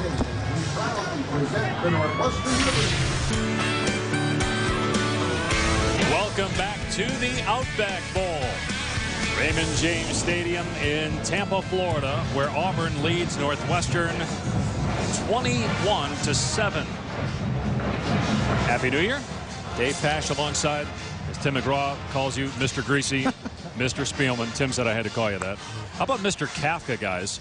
Mike Kafka, 35 pass attempts in that first half, 3 interceptions, 2 in the end zone. That's the difference in the ball game. The 3 picks by Kafka, 2 in the end zone. If they hadn't had those, they would be tied up 14-14 as it is. It's 21-7. Well, and you're taking points off the board, obviously. Now, if I'm Pat Fitzgerald, what do I tell my guys? Look, we're battling a mountain that we've been climbing for 60-some years. We still have a chance to get over that mountain, which is a bowl game victory. But you have to execute, not turn the ball over, and play a little bit better defense. Auburn has done a great job of executing on the offensive side of the ball, running their plan, doing what they do. and Ben Tate has over 70 yards rushing in the They're first half. definitely, Northwestern is definitely the Rodney Dangerfield of the Big Ten. They get no respect. 1949, their only bowl win. Now let's check in with Mr. Stone. That's right, Mr. Stone. That's what I tell my doctor. All right, talked with Coach Fitzgerald coming on out here. 3 main points. Number one, I asked him, what'd you say to your quarterback, Kafka? And he said, flush it and move on. He got us here. He's going to continue to do it. We have all the faith in him. We need to finish. Seems obvious. One play at a time is the way they want to do it. But this is what I like, and Chris, you love it too. We want to tackle, right? And every coach says we want to tackle, but there's a reason he wants to tackle today because, as he said, we've been going for the ball so much, trying to strip it, watching the video and the tape on Auburn. We thought they had some loose ball security, so we've been so preoccupied trying to strip it, we need to focus on just actually tackling. And poor tackling by the offense, too, on that Walter McFadden 100-yard interception return for a score, though they really didn't have a chance to catch him. And you see Northwestern dominating time of possession, but again, Auburn with points on defense. They're also dominating turnovers. That'll square everything up real quick. Northwestern can score, and with Auburn also an offense that can get off the field quickly, there's plenty of time for Northwestern because Auburn, just as they're able to score quickly, can also get on the field and go 3 and out offensively. Demos with a second half kickoff. Damon Washington, the deep man, he's got a return for a score this year and gets out of one tackle. The 25 finally spilled near the 30-yard line by Jacob Schmidt. So Auburn starts the second half on offense. A touchdown pass for quarterback Chris Todd, a school record 22nd. Washington a little dinged on that kick return. You know, I'm anxious to see if Northwestern does do a better job tackling. We saw Ben Tate run through about 8 tackles on one play, and that's because guys are focusing on trying to get the ball out. Well, if it doesn't work, then go back to securing the tackle. Then the second guy in can come in for the rip and strip. Auburn playing in its first Outback Bowl since 1996 when it got clobbered by Penn State. Similar weather, although it was a lot more rain that day. As the pass is caught by Darvin Adams. We've had rain off and on here today in the slippery field as Adams fell down. No gain on the play. Auburn usually likes to go their up-tempo after they get a first down. Then they really speed it up.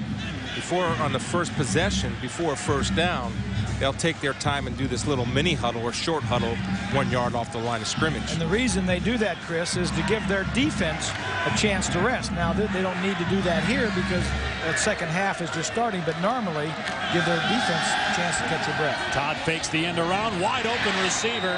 Out near the 44-yard line is Adams for a Tigers first down. Yeah, Brad Phillips, the safety, is coming up. He's vacating the zone because he's suckered in by the reverse.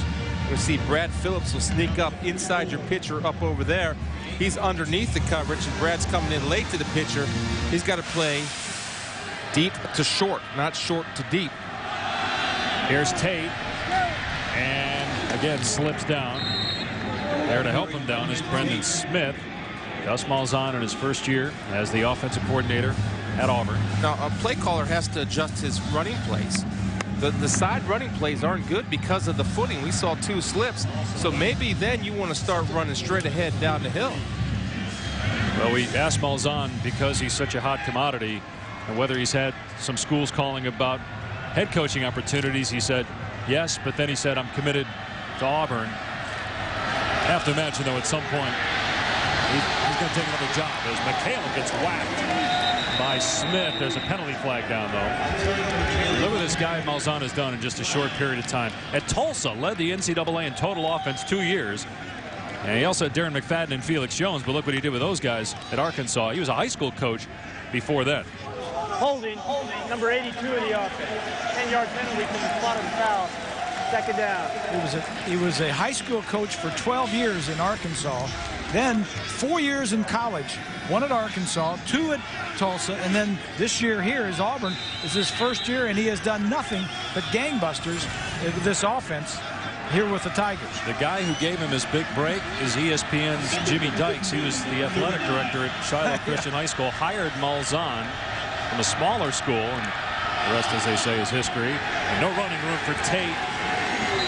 As Corey Wooten was there, wrapped him up for another loss. Let's check in with Rob for more on Gus Malzahn. I've been watching Gus and the way he coaches, and guys, more times than not, he is about 3 steps onto the field before the refs even blow the first play dead, and he's already instructing his team what the next play is, getting in the next formation. Ideally, he told us he'd like to get 70 plays in and kind of keep that 2-minute tempo going. I got a few more nuggets to add real quick after this play, Dave.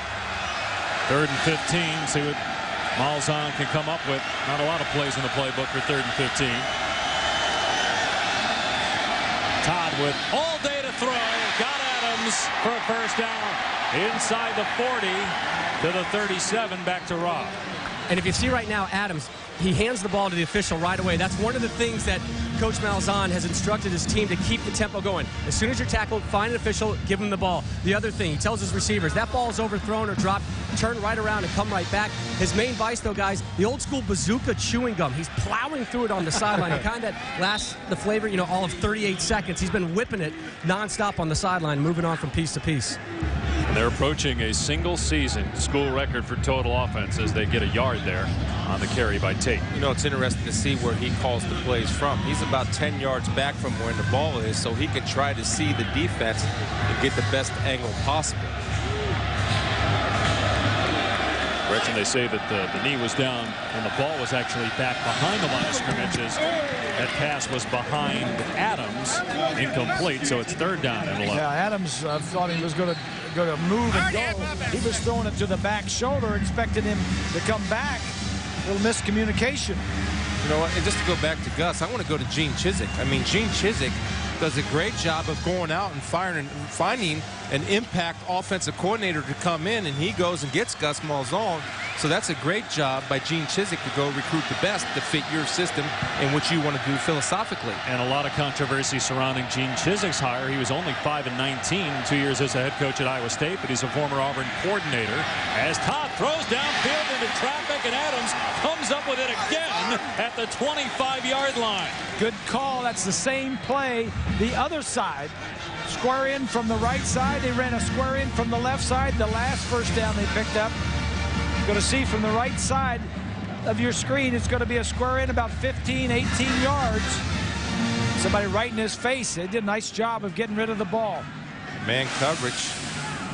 Adams does a good job of using that 6'3" frame like a basketball player, shielding a defender from making a play. Here's the end around to McCaleb, trying to get away from Vince Brown. He does. And then run out of play by Quinton Davey. He did not get back to the line of scrimmage. Today on ABC at 4:30. It's the Rose Bowl game presented by City, Ohio State, and Oregon. Then on Thursday, January 7th at 8 Eastern on ABC, Texas, Alabama for the City BCS National Championship. Both games from Pasadena. Meanwhile, Burns in the game as the Wildcat quarterback.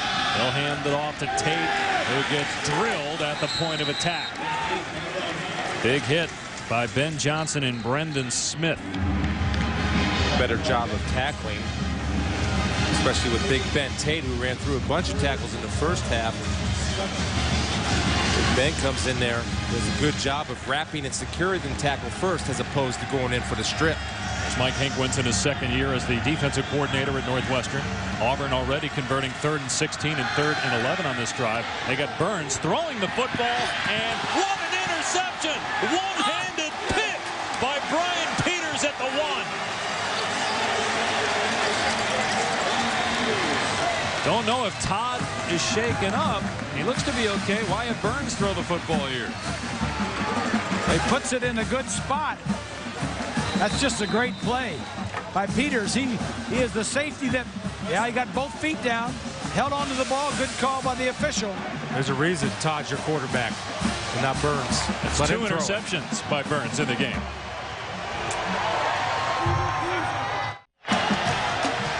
Second interception thrown by Burns. Great pick by Brian Peters of Northwestern, but the Wildcats have to start this drive at their 1.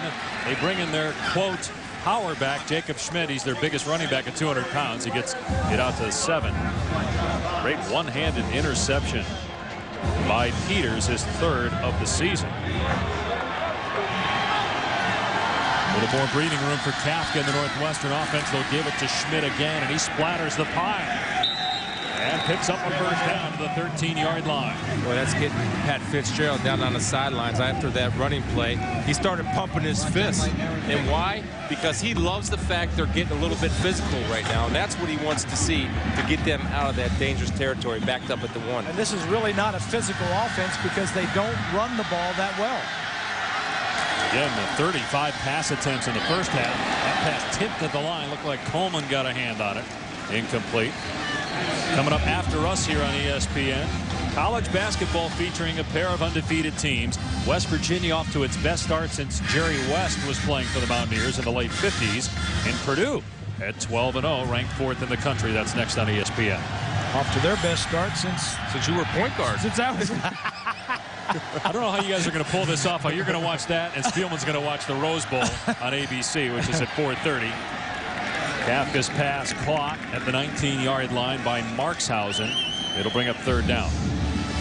Now, Auburn defensively and Ted Roof have to pick a fine line. They're very aggressive in their man-to-man coverage, but also you have a 14-point lead, so you don't want to give up the big one, which obviously in man you're a little bit more vulnerable to do that as opposed to zone.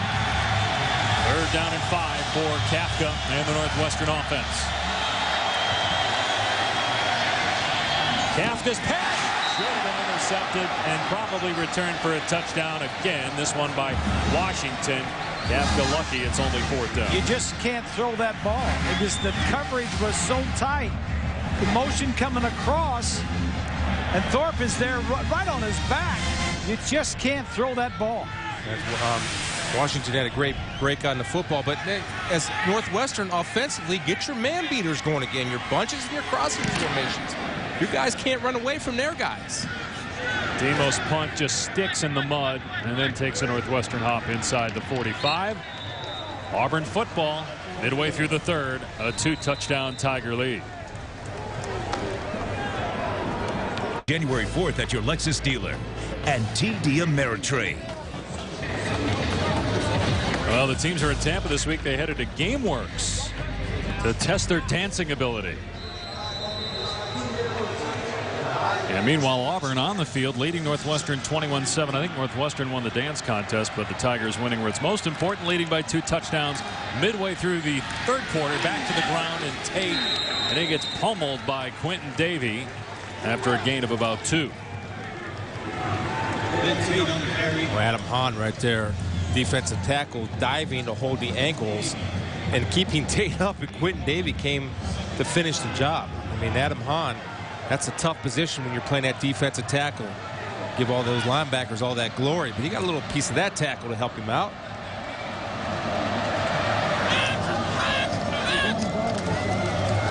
Todd pulls it back, looking to throw downfield. He's got it complete to Adams.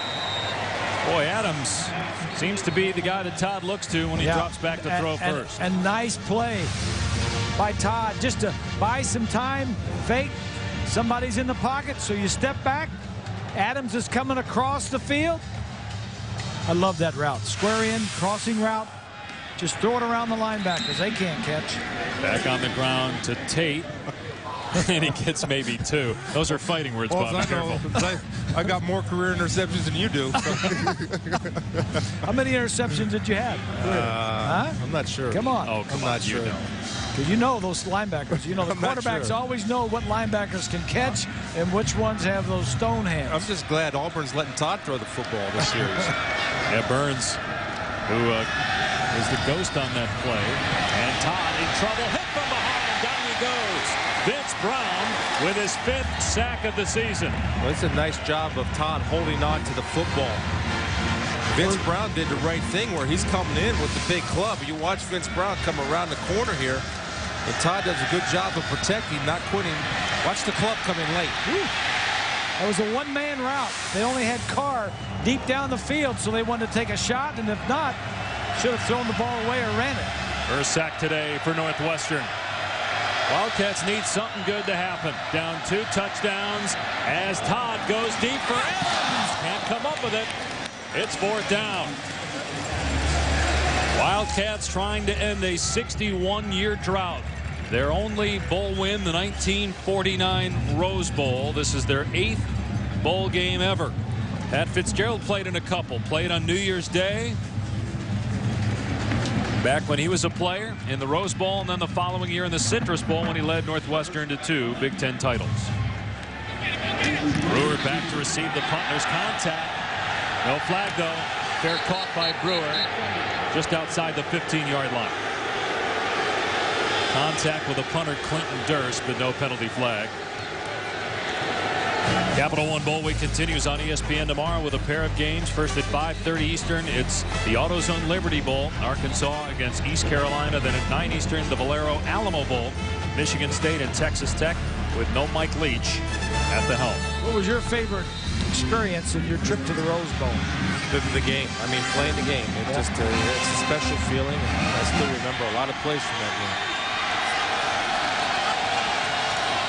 Kafka to throw on 1st and 10, and almost another pick, and then probably should have been caught by Stewart. He couldn't hang on. Incomplete. Let's see again the contact with Durst, and definitely contact by Jeremy Matthews. That's a 5-yarder. Yeah, but it still would have been 4th and 10. Northwestern with a 2nd and 10. Kafka on the rollout, in trouble. And he'll lose yardage. Taken down short of the 15-yard line by Gabe McKenzie. Northwestern's receivers are just getting swallowed up by the defensive backs for Auburn. They need to get some speed in there down the field. Brewer's got the best speed, so get him down the field and take a shot at it. Look at the starting field position. That doesn't help. And they're trying to move the pocket for Kafka, but that's not helping either. Average start in their last 4 drives at their 7-yard line. So they need some man beaters, though, boys. Auburn's just getting in your face, and there's nothing they can do. There's no safety deep right now. Now he's getting out of there. McFadden bothered by cramps back out there in the secondary for Auburn. Here's a deep throw, and it's overthrown and intercepted by Nico Thorpe, the 4th Auburn INT. Well, they were throwing it to Brewer, but when they do that and he's covered, Brewer's got to make sure that it's not intercepted.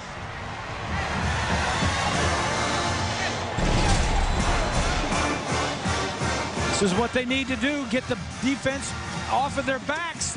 You throw it deep. You just got to break it up. I am the champion. Okay. I am the champion. Did it just get serious in here?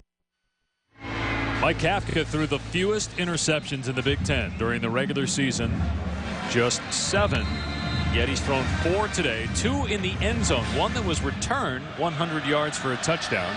That's why Northwestern trails Auburn in the 2010 Outback Bowl. Happy New Year. Dave Pasch along with Bob Greasy, Chris Spielman, and Rob Stone. Ben Tate takes it to the 46 for about 3 yards. Marshall Thomas on the stop. Now Corey Wooten, who many think will be a high draft pick, has not been able to do much, not been able to get much pressure on the quarterback. We've seen him on the sideline a bunch today. Don't know if he's banged up, hurt his ankle during the season, and tore his knee up in the bowl game last year.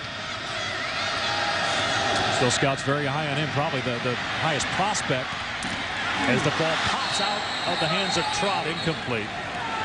Let's check with Rob Stone down on the field for more on Wooten.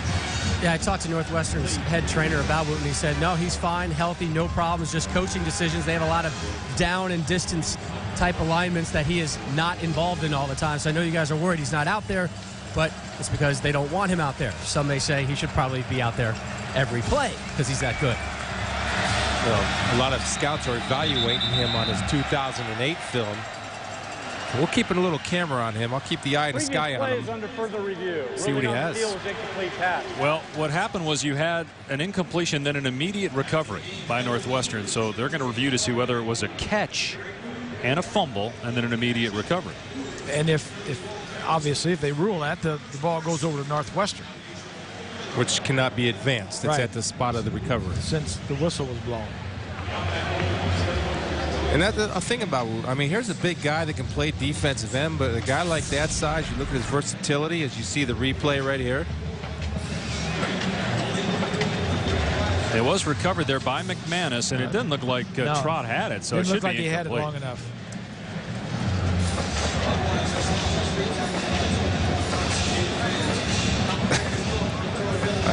They're quick on the trigger in their replay today. Get it right. They want to make sure they get that right. But you guys think Trot had it here? Well, he's in the air. Never touched the ground. Then Nate Williams came in, poked it free. No. Ruling on the field is confirmed. Yeah. Incomplete pass.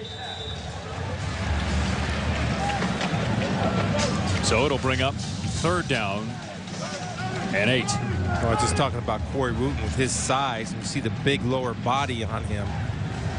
He has the versatility to play inside in the NFL at the next level with some pass rush skill. Let's take a look at him and see what kind of burst and get off he has on the football. He's been relatively quiet, just throwing power rushes on guys. He's up here at the top of your screen. Think the field has anything to do with that? Well, you're playing wet fields in the NFL. So you're saying no? Todd rolling out, and he just throws it into the ground at the feet of Adams, so it's 4th down.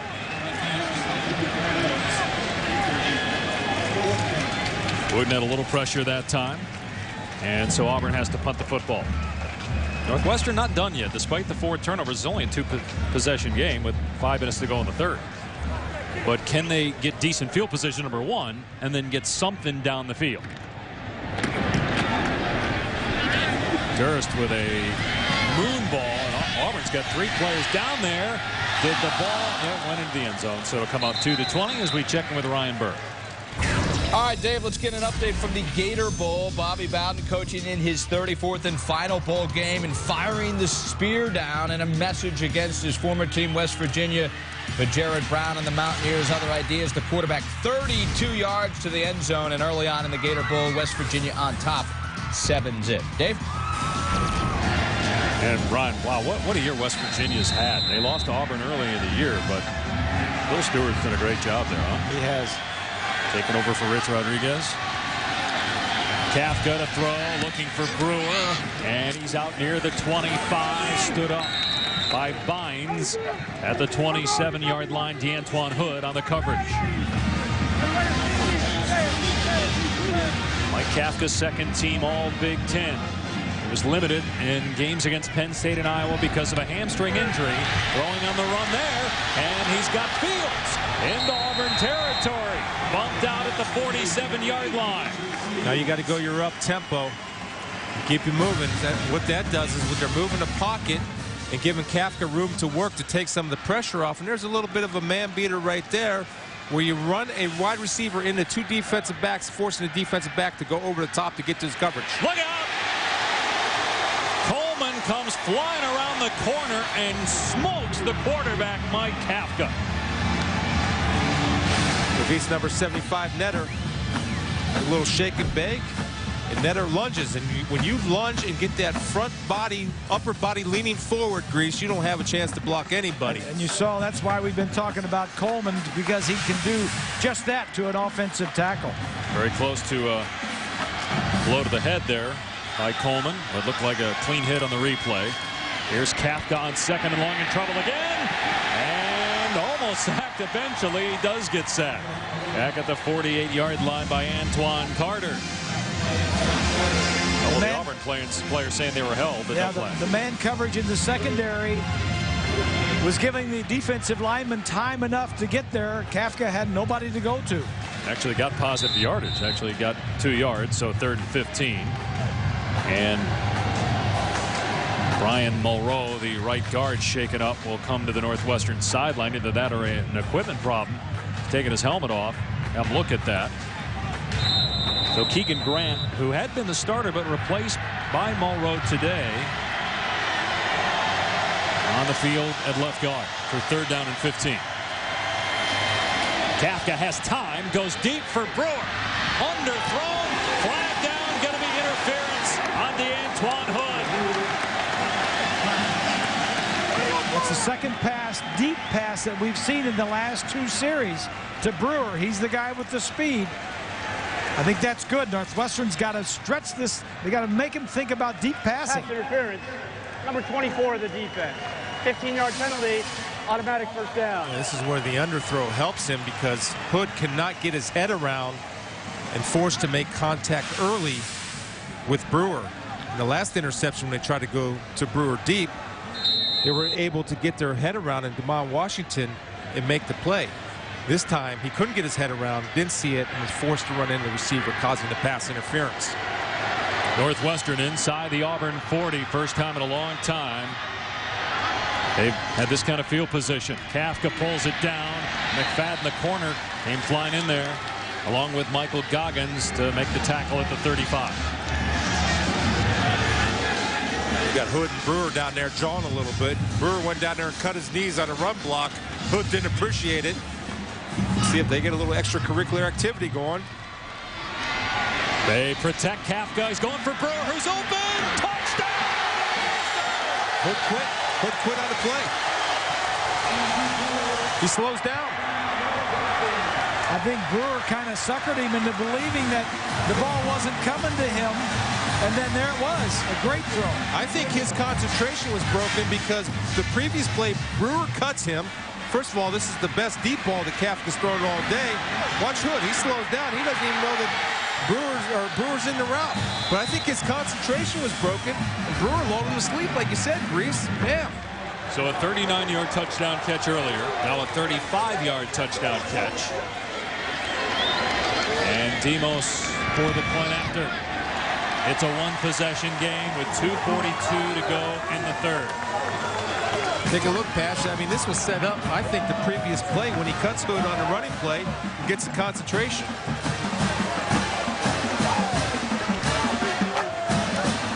So Northwestern within 7 late in the third.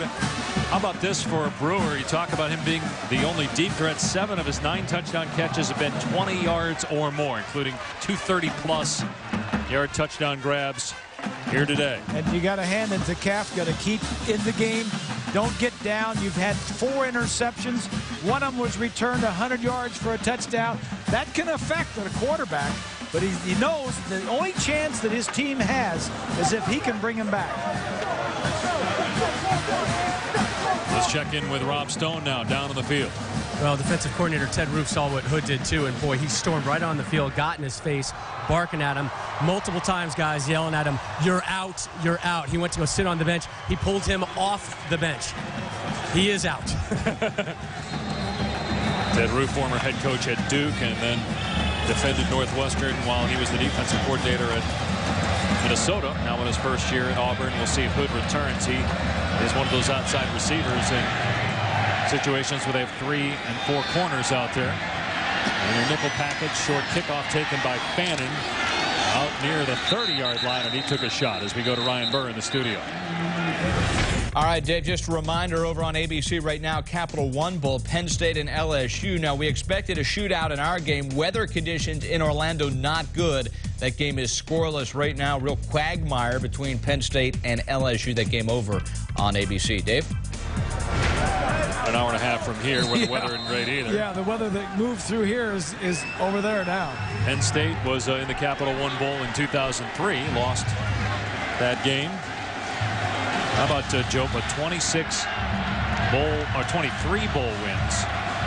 Penn State has 26 as a team, and they go with McCaleb as the Wildcat quarterback here. Burns was running that earlier. It's a gain of about 3. Todd will come back out there now. You're talking about Joe Paterno. Joe is just great for college football. We're losing another guy today that has been great for a long time in Bobby Bowden. I think of the few years back when both of those teams, Penn State and Florida State, played in the Orange Bowl. And those 2 guys played together for the last time against each other. They're just great ambassadors to the game of college football.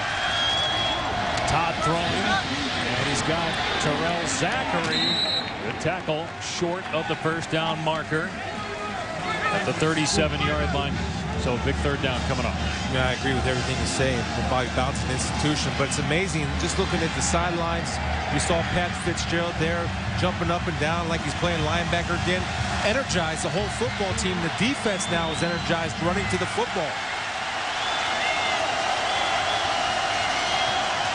Todd on 3rd down and 2 with all day to throw. Everybody covered. Here comes a sack. Back at the 31. Nate Williams. Coverage sack, boys.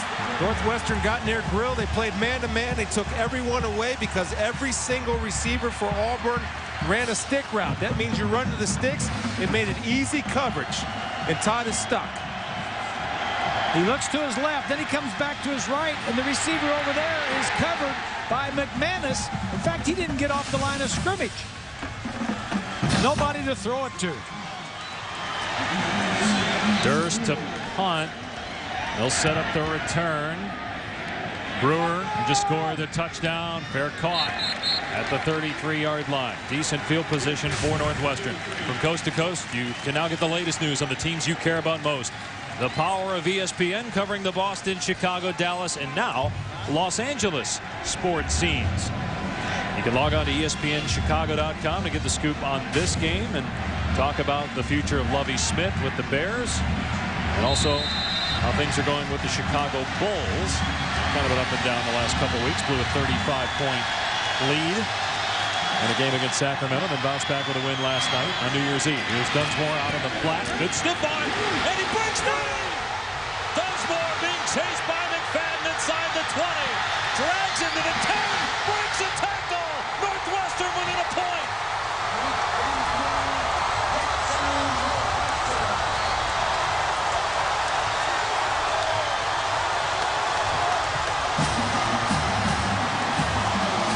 That play could have gone for a yard. Instead, it goes for 66 and a touchdown. McFadden's been shaken up all day, and he could not bring down Dunsmore there inside the 20-yard line.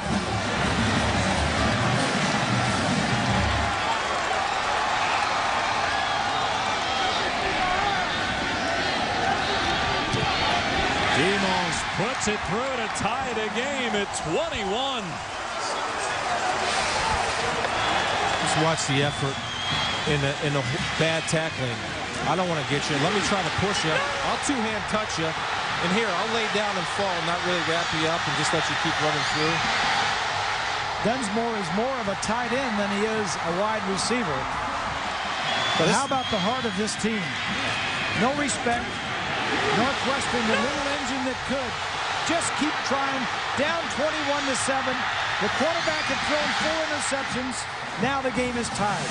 The other noticeable thing, and I don't know if it's fatigue or not, but there wasn't great pursuit by the Auburn defense. That's a screen pass, boys. You got to have 10 War Eagle helmets coming to take him out, and he broke 3 tackles, and there wasn't any attempt at any type of gang tackling because there was a lack of pursuit from the backside from the Tiger defense. And the Auburn turnovers now coming back to haunt them. The one they had in the red zone and the one they had at the end of the first half in the red zone as well. And it did not take any time off the clock because of the hurry-up offense. There's a time for it. I think there's a time to kind of rest a little bit. That's also why we said Northwestern wasn't out of the game about 5 minutes ago, because Auburn can get off the field quickly in 3-and-out situations. Washington gets to the outside on the return, and look at Demos, the kickoff man. You can go over to Auburn and show them how to do that. The kicker tackling better than the guys who are supposed to know how to tackle. To be fair, only on that last play. But that's the epidemic that's attacking college football, and nobody seems to do anything about it. Tackling. Why don't you do something about it? I'm going to have a tackling clinic in Columbus, Ohio this summer. There you go. We got a tie game late in the third here at the 2010 Outback Bowl. Well, Pat Fitzgerald, you talked about it, infusing enthusiasm not just into his team but into this Northwestern program and into the city of Chicago. Out on the flat to Emery Blake, and he's brought down after a gain of about 3. Good play by Brendan Smith, the first Wildcat ever to start 3 postseason games. And that is the end of the third quarter as Northwestern tries to end a 61-year drought. Their last bowl win in 1949. They're tied with Auburn going to the 4th.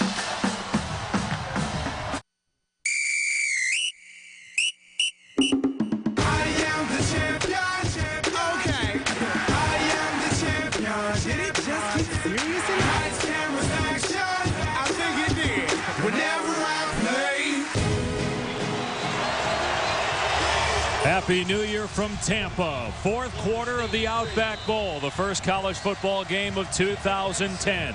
We're tied at 21. Auburn with a 2nd and 7 from its 38. Todd to Zachary, and he fumbled the ball. It's recovered by Auburn. Jay Wisner recovered it. Pat Fitzgerald in between quarters, trying to get his sideline and the Northwestern fans fired up. Going out to the field to meet his guys as opposed to his guys coming over there. The Northwestern bench was jumping in that last touchdown, and in between third quarter to fourth quarter, it was exciting. They bring Burns in the game at the quarterback position for 3rd down and short, and he gets stood up. It's going to be 4th down. Adam Hahn plugging the hole for the Wildcats. Nate Williams was there as well. Brendan Smith firing into the backfield. And right now Auburn's keeping its offense on the field for 4th down. That's penetration right there. Anytime you get that penetration, you have Quinton coming underneath. Quinn Davis coming underneath to make the play unblocked. They're going to punt. And guys, Zachary looked like he had the 1st down, and then he fumbled the ball. Yes, he did. I agree. They covered it short of the 1st down marker. Now they got a punt. 4th and 1. Almost got blocked. Good punt though. Brewer from his 10-yard line. And one of the gunners got him. Darvin Adams, first man downfield, takes him down. Let's check in with Rob Stone. Well, you guys were commenting about the energy on the Northwestern sideline. On the flip side, over at Auburn, the swagger is gone. Remember a couple minutes ago I was talking about Ted Roof barking at Hood? Well, Ted Roof was downright nurturing after their last defensive stand, encouraging his players. Hey, guys, what happened? Happened. Time to move on. Hang together, stay together, take care of the ball. They're just trying to lift up the Tigers right now on the sideline. They're getting outmatched by the Wildcats. But they do have 3 interceptions in this game. Make that 4 interceptions on Kafka. We'll be looking for a takeaway here as Coleman got pressure and hit the quarterback, but Kafka got it away for a 1st down to Dunsmore. And there's a penalty flag probably for that hit by Coleman on the quarterback, Kafka.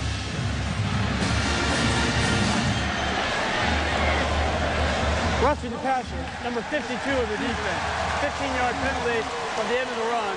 1st down. He went high on a sack earlier in the game, got him from behind. That one looked clean. We'll see if this one was clean or not. The ruling definitely got him late. Oh, yeah. He is the SEC. He is 2nd in the SEC in sacks and in tackles for loss. Didn't get much of a block from the offensive lineman there, but when the quarterback gets rid of it that quickly, you got to pull up. Kafka to the air again, going downfield. He's got Markshausen who lays out. The ball came out at the end and it's ruled incomplete. He did not complete the catch.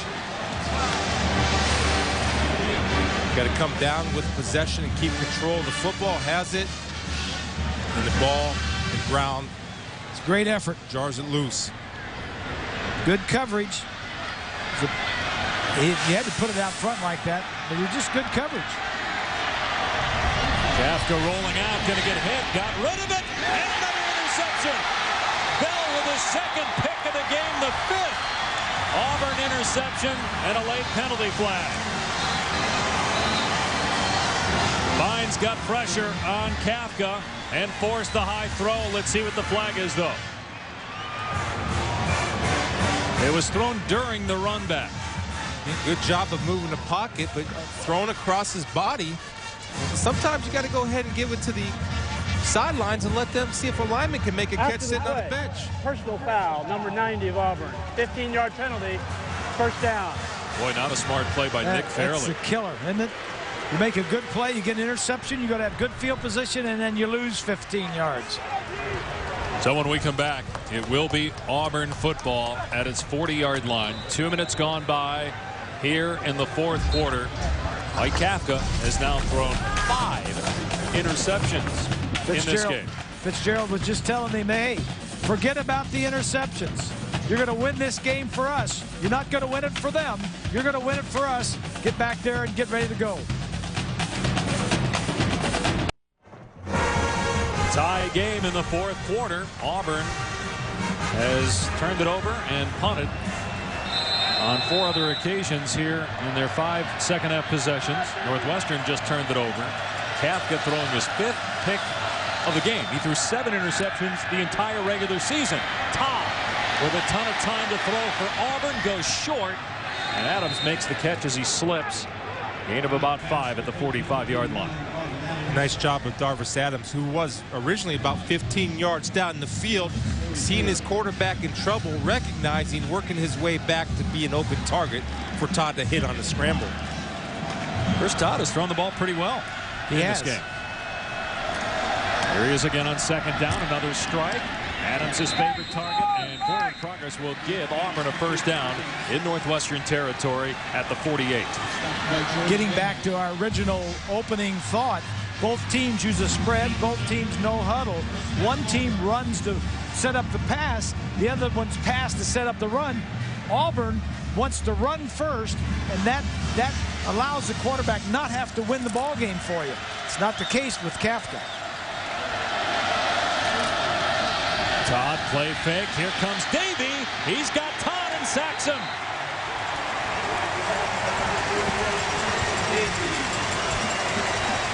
Third sack today for Northwestern. Well, Coach Hank is drawing him up from the outside. Here comes Davey sneaking around. Ben Tate is responsible for him. Ben Tate didn't see him behind the big lineman. Ben Tate went out to the route where he should have been in pass pro on the blitzing linebacker. Loss of 6 on the play. Auburn at 7-5. Northwestern an 8-4 record during the regular season. Todd to throw again, and a beautiful toss over the outstretched arm of Davey, the linebacker, and the 11th catch for Darvin Adams today. This kid can throw. Chris Todd spent 2 years at Texas Tech, transferred to junior college, and then came in here to Auburn. Has played the last 2 seasons. We asked him why he left Texas Tech. He said he just didn't fit in. Had nothing bad to say about Mike Leach or the coaching staff there. Just said it wasn't the right fit. He originally came to Auburn because of Tony Franklin, who was at Troy, and that's where Todd was thinking of transferring to from Texas Tech. Northwestern's defense countered with an audible off the Auburn audible. Todd being chased by Wooten, gets rid of it across the middle, and Adams made the catch inside the 30-yard line.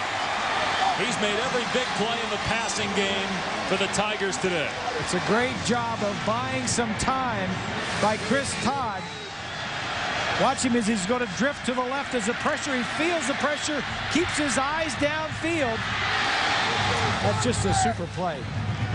Brian Peters had to play on the ball. He's got to go around and avoid the wide receiver to get a big paw on the ball. Inside the 30-yard line now. Todd looking deep. He's got a man. Caught inside the 10 by Cody Burns. Stacked up. They'll give him forward progress to the 5. It's first and goal. The offensive line gave Todd plenty of time. Defensively, they're playing zone, so there's nobody running with these guys. Found him wide open in the middle of the field. A new school record for Auburn, single season total yards. Here's Tate trying to get the corner. He does! Touchdown Auburn! Tigers back on top!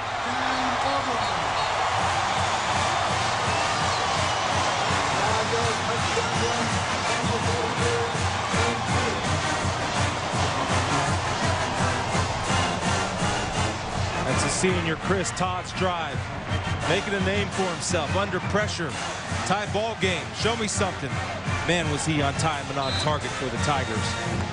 Then they finish it off with the run by Tate, his 9th rushing score of the year. Extra point gives Auburn a 7-point advantage. Just over 10 minutes to go. Then Tate takes it in, and the Tigers retake the lead.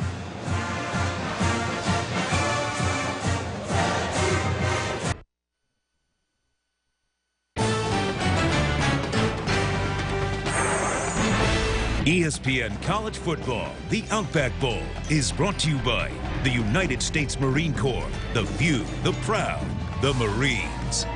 Mazda's drive-off event, where you can sign off on the best deals and drives of the year. And Capital One, what's in your wallet? Last night in Tampa, as part of the Outback Bowl parade, high school bands from all over the country performing, along with Northwestern and Auburn bands, and some of those high school bands performing at halftime of this game. Here at Raymond James Stadium with Bob Greasy, Chris Spielman, Rob Stone down on the field. I'm Dave Pasch. Auburn leading Northwestern 28-21. Wildcats, for the first time all year, have not led a game in the second half, at least not yet.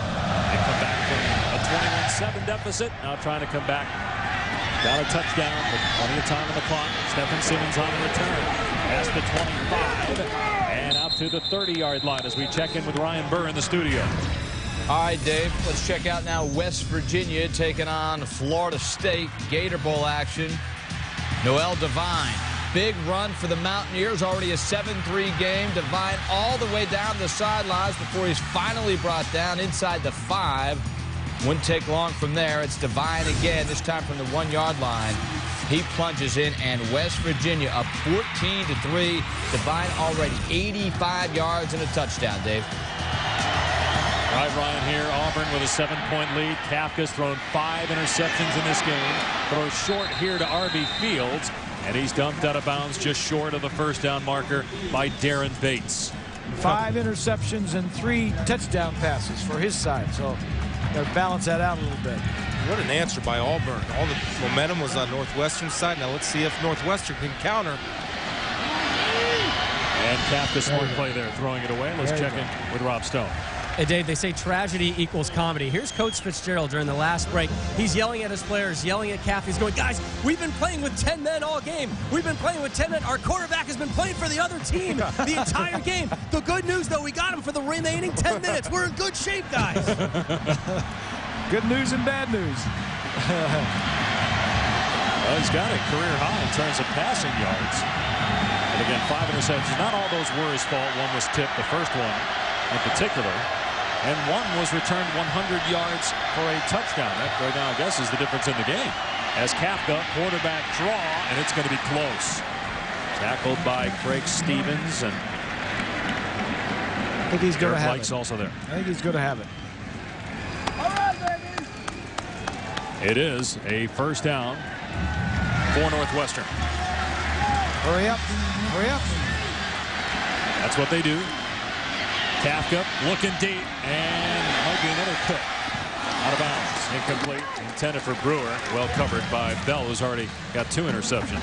Today at 4:30 on ABC, it's Ohio State and Oregon in the Rose Bowl game presented by Citi. Big Ten has lost 6 straight BCS games. Meanwhile, the SEC has won 5 straight BCS title games. It's the Citi BCS National Championship, pitting Alabama against Texas. Kafka finds Ebert over the middle, and it appears to be another Northwestern first down into Auburn territory.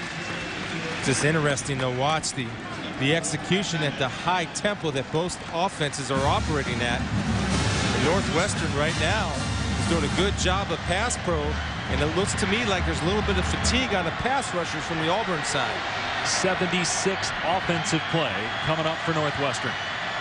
Kafka's thrown now 52 passes. He's got Dunsmore, who breaks one tackle and stumbles to the 42. He scored on a similar play in the third quarter, breaking tackles. Yeah, he couldn't break that one, though. It's Damon Washington. It's tough duty for Damon. I mean, Damon can match him for speed, but what Damon has to do when you tackle, you have to run through the tackler. You don't go to your knees. If you run through to him, you at least keep your strength with you. Kafka throws high, intended for Demetrius Fields. He was well covered by Nico Thorpe. So third down and 4. Is Northwestern in 4-down territory yet, guys? Oh, yeah. This is too long for a field goal. With their offense, if they don't pick it up on this down, the bottom line is we have 2 downs to pick up 4 yards. And I think we can do that on one of the other downs. And their offense is good offense. I'm not sure about that because Auburn's going to run their 2-minute offense with 8 minutes to go with a 7-point lead. So you'd punt it if they don't pick it up here on third down. Try to pin him deep. We'll see what happens on third down. Kafka going for Brewer. There's contact. Brewer makes a great play, but a flag down. Flag down. We'll see who they get here. If it's Brewer or the defender. Nico Thorpe is pointing like he was pushed. And it looks like they're going to call it against Brewer. pass interference. Number 12 of the offense. 15-yard penalty, 3rd down. Pat Fitzgerald doesn't like it. What'd you guys think? Right call? Well, we'll look at it again. Both hand fighting right there. Yeah, he threw him down, kind of grabbed him and threw him to get to the ball. Watch the right hand right there, Chris. Right, yeah. And you do that. I mean, you know, he didn't know that he was going to grab him and throw him down. He was just hand fighting to get to the ball. If nothing else, just so he doesn't pick it off. A good job of Thorpe using his body, looking back to the football. Now it's 3rd and 20 if you don't get it here. Well, you got to be careful you don't throw a pick. Here they come. And again, deep pass, this time for Stewart, and out of bounds. So it's 4th and 20. Northwestern will have to punt. Again, Nico Thorpe with coverage. Good job by the Auburn secondary throughout the game today. I'm going to see now, after Auburn gets the football, what type of tempo they operate. Are they going to stay in their high speed, quick tempo, or are they going to slow down just a tad to run some time off that clock? Off the side of Demos' foot again. He's had a couple of bad kicks.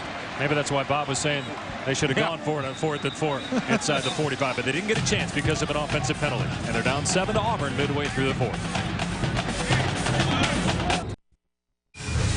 When we are done with football, it is off to the hardwood at Purdue. What a game we have. West Virginia off to its best start since 57-58, undefeated against Purdue, 12-0 for just the 2nd time in school history. Big East, Big Ten on the hoop court. Coming up next right here on ESPN, 26 minutes from now, guys.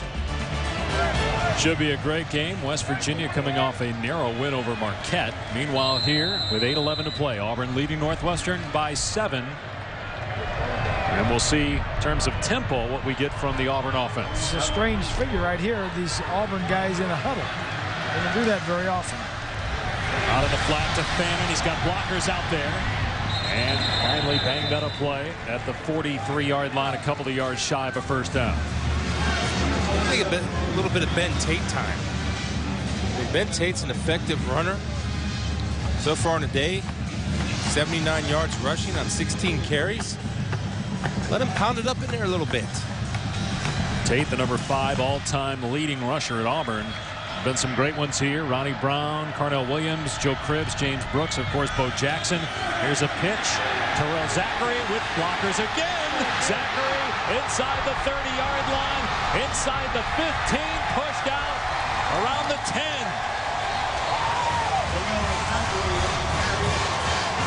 Zachary had a long touchdown run against Alabama, and he almost went the distance here. The same play that he ran against Alabama. It was a fake to the wide guy, and then he coming back the other way. This is the exact play that they ran against Alabama. So 1st down and goal. Here's Tate. Tate to the end zone. Touchdown, Auburn. And another penalty flag for celebration. Selfish. Means they'll kick off from the 15. And there's plenty of time left. 7:32 to go. Let's see if Coach Chizik addresses it on the sidelines as Tate heads over. Yep, he grabs him. 10th touchdown of the season, 2nd today for Tate, but he's getting an earful right now from his coach. Pointing to the clock. What are you doing? Pointing to the other end of the field where we got to kick off from. Oh, Gene Chizik, a former player at Auburn, too, going mask to mask, face to face there with his player. Like the intensity and tenacity there of the head coach. The extra point good, back to a 2-possession game. That's 2 of them today. Either they don't get it or they don't care. McFadden called for a celebration on an interception, return for a touchdown. The bottom line is, right now, Auburn is in command, leading 35-21.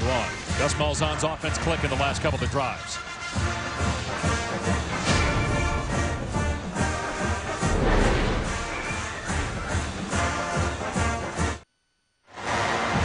Bo Jackson, the all-time leading rusher at Auburn, in attendance here in Tampa. The Outback Bowl, ironically, lives now in the Chicagoland area where Northwestern's located.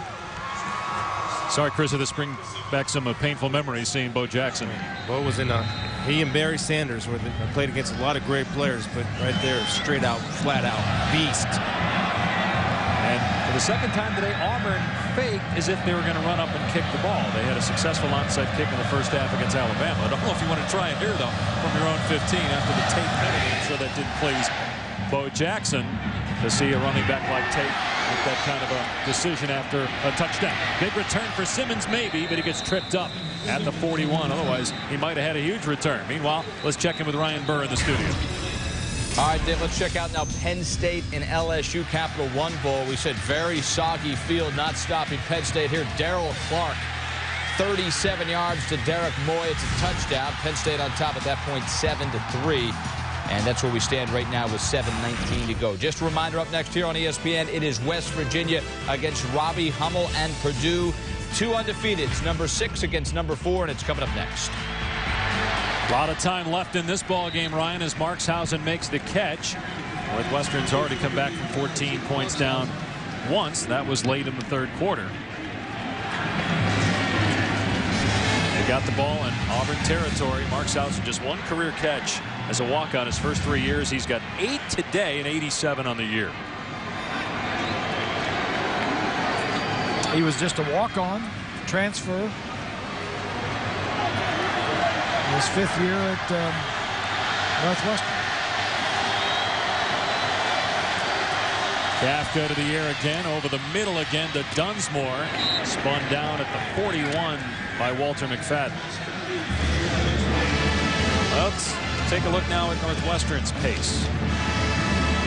They've been operating at a high pace all game, and so this is nothing new for them, and have shown quick strike ability with Brewer, their #1 deep threat. 2nd down and 4. Little flanker screen. Stewart. It's hit hard by Vines and finished off by Goggins. It'll bring up 3rd down. Vines, the middle linebacker, when he saw that ball go out to the wide receiver, ran from his middle linebacker spot all the way out there and picked up the tackle. Ted Roof is as intense as they come as a defensive coordinator. They run the ball here on 3rd down and 4, and Field's going to come up close, so you'd imagine they're going for it on 4th down because they ran that play, right? Here comes number 39, Jacob Schmidt, their tough inside runner. He's a hockey player in high school. Again, we kind of called him the big back, and he's the heaviest, but he's at 200 pounds for Northwestern. And 4th in the Big Ten and 4th down tries, and 1 of 1 today. It's a game right here. Potentially 4th and 2, 5.5 minutes to go.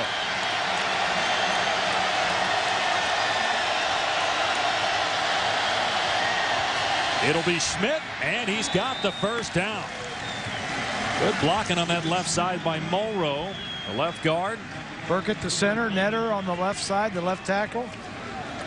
They picked up a couple of big 4th downs. They got their motto, Hog Pride. Hog Pride won right there. Kafka with a fresh set of downs in trouble, gets bumped by Coleman, keeps his balance, and throws it away. And he got hit by Fairley, too, after he released the pass. Back up, back up.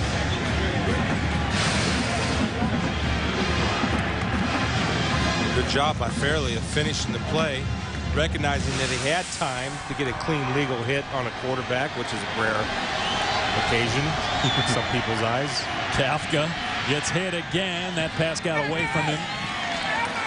It'll bring up 3rd down and long. Coleman got pressure that time. Auburn has some depth. They don't have a lot of depth in the back 7, but in their front 4, they run about 7 to 8 guys in there, which allows them to get fresh bodies. And you got a guy like Coleman able to turn that corner. Such a plus. 3rd down and 10. Northwestern again in 4-down territory. They've been successful in the middle of the field, boys.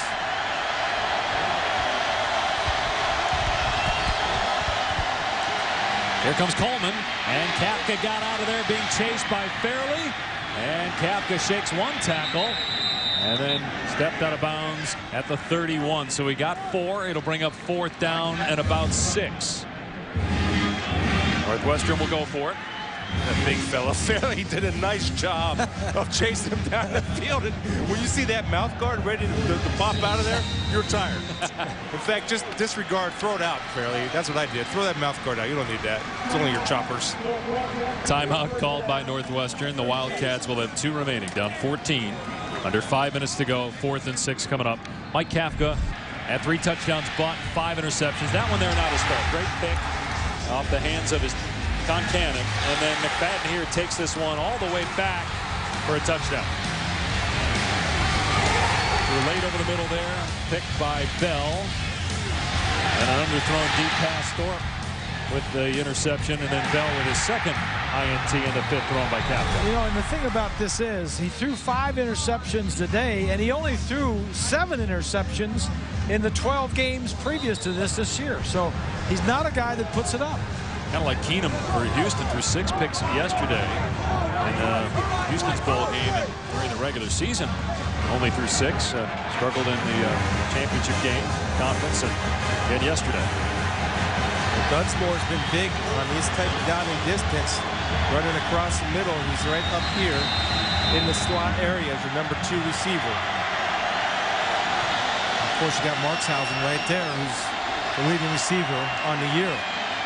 With 8 catches today. And you have nobody deep in the middle of the field, so they've got everybody up, either rushing the passer or playing tight man-to-man.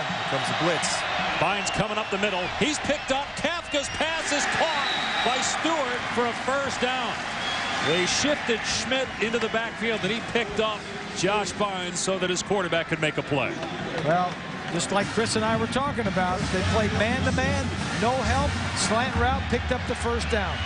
Fresh set of downs for Kafka, and there was contact between Dunsmore and McFadden. Kafka wanted a flag, and McFadden wanted his 3rd interception. It was just all timing right there. Dunsmore did not get around, and McFadden read his mail, meaning beating him to the route. Good job of chucking hands inside by McFadden. Eyes on quarterback. Kafka going to the end zone, and it's broken up, incomplete.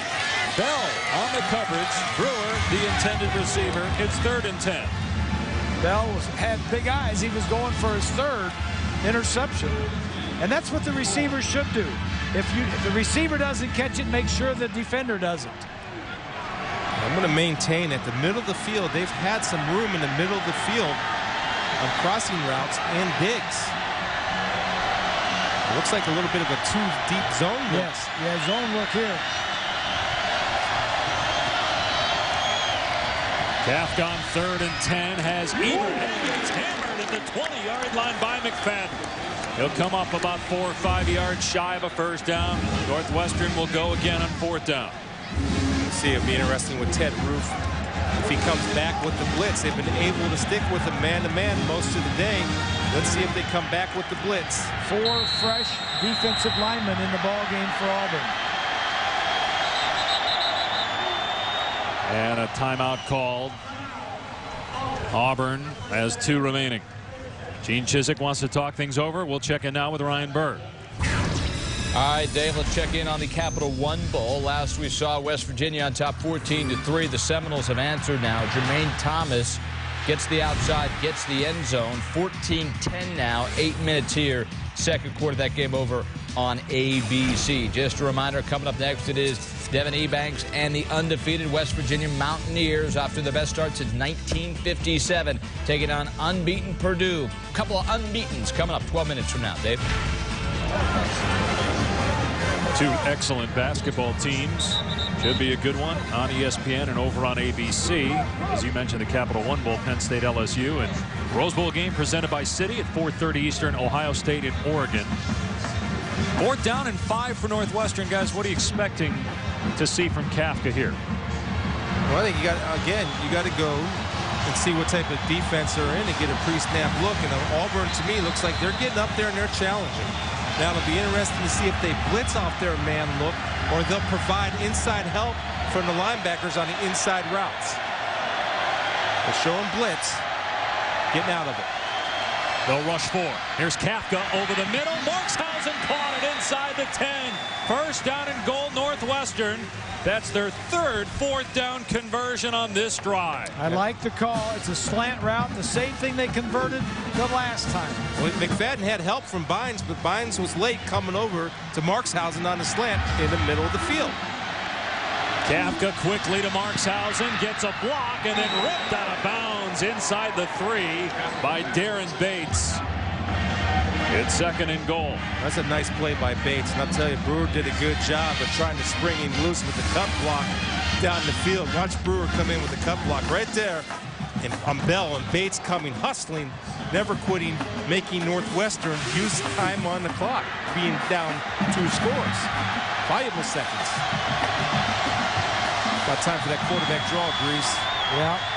Haven't seen it in a while. They go empty again. Now they shift Schmidt into the backfield, expecting an Auburn blitz.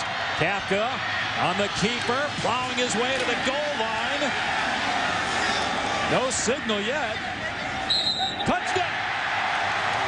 Late signal. Northwestern's got it down to 1 possession.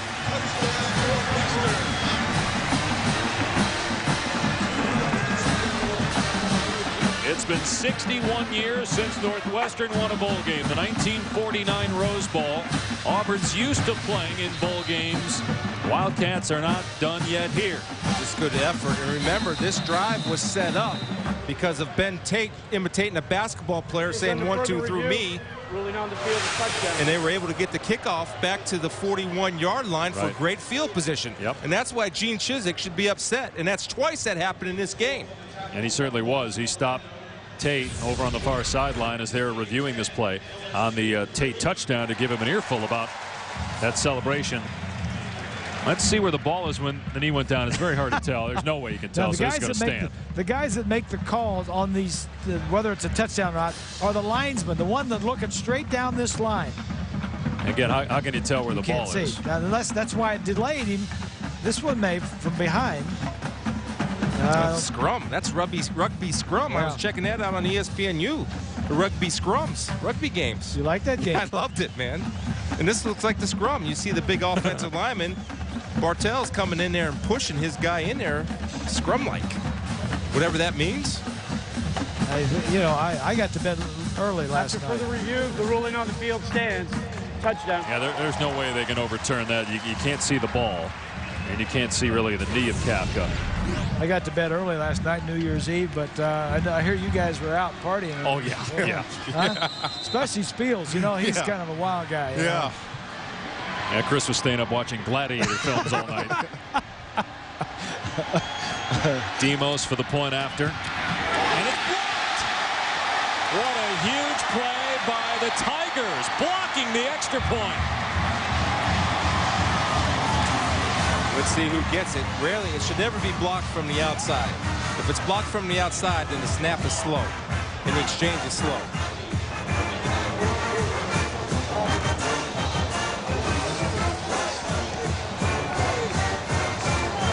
Up the middle. Looked like Coleman got it with his right arm. I tell you, Demos has had a tough day. His punts have not been very good, and then getting an extra point blocked. Well, and there was no penetration by Coleman. Coleman does a good job of getting in there, but he's not even elevating off the ground, so that ball was a line drive. Now, on the extra point, you got to be good enough to put a little loft on it. Exactly. Still a one-possession game, exactly. But now Still Northwestern. go for 2 points. Yep, they've got to get the ball back, either on an onside kick or they do have 2 timeouts. They could elect to kick it deep. What would you do? Would you go onside here, or do you just kick it away? What would you do, Coach? I kick it deep. Take my 2 timeouts.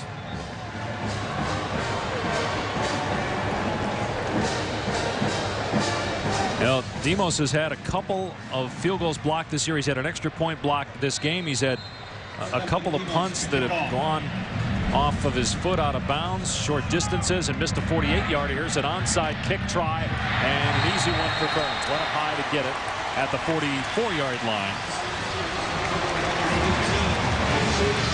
We'll see if Auburn keeps it on the ground here with 3:19 to go and Northwestern with 2 timeouts remaining, or if the Tigers take some chances. The only reason why I would kick it deep is I would try to create some type of field position. Obviously, you're going to forfeit some type of time, but if you kick it deep, you have a chance to get some type of field position created.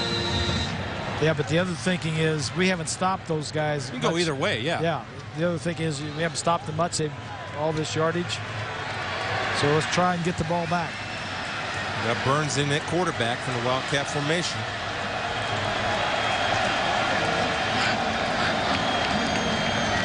He'll hand it off to McCaleb and finds a seam. McCaleb inside the 35 and then ran into his own man. Still got a first down. Good job of McCaleb of not going out of bounds. Even though he ran into his own man, it looked like he had the know-it-all to go ahead and get down anyway. Good bright future for that young man at running back with his quicks. A little burst, shake and bake. Auburn will let the clock run down. This is about the only time they do look at the play clock and let it run down. Still time for Northwestern, though, to get it back with a stop. But Auburn inching closer to field goal range. Here's Tate, and he lost the ball. It's on the ground at the 31. Northwestern says that they have it. They do. Wildcats got it. Sherrick McManus with the fumble recovery.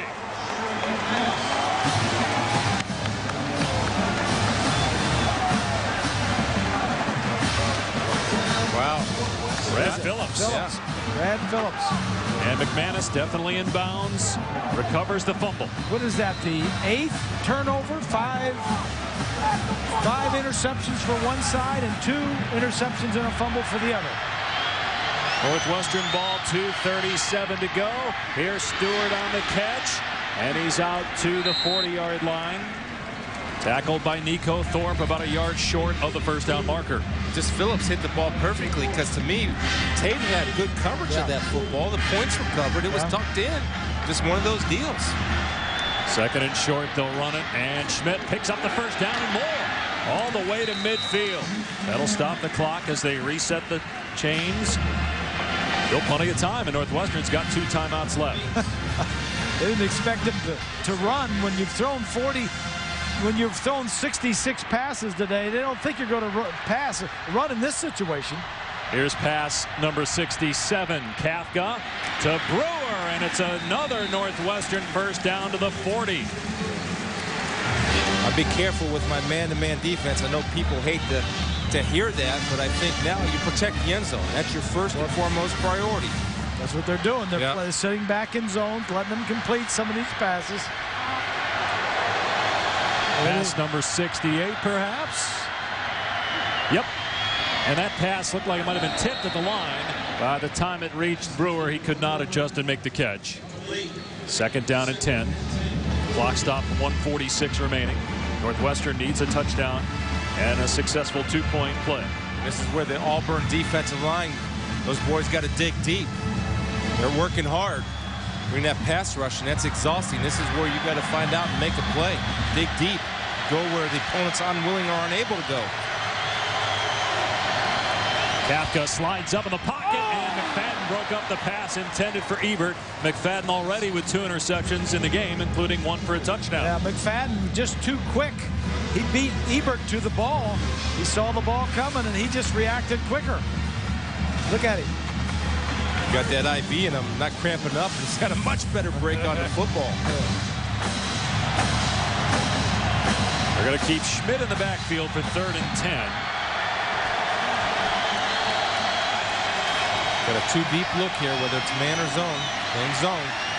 And Kafka has a receiver open. Stewart wrestled down at the 33, about 3 yards short of a first down. Another 4th down. Northwestern will call timeout. They had 3 4th down conversions on their last scoring drive.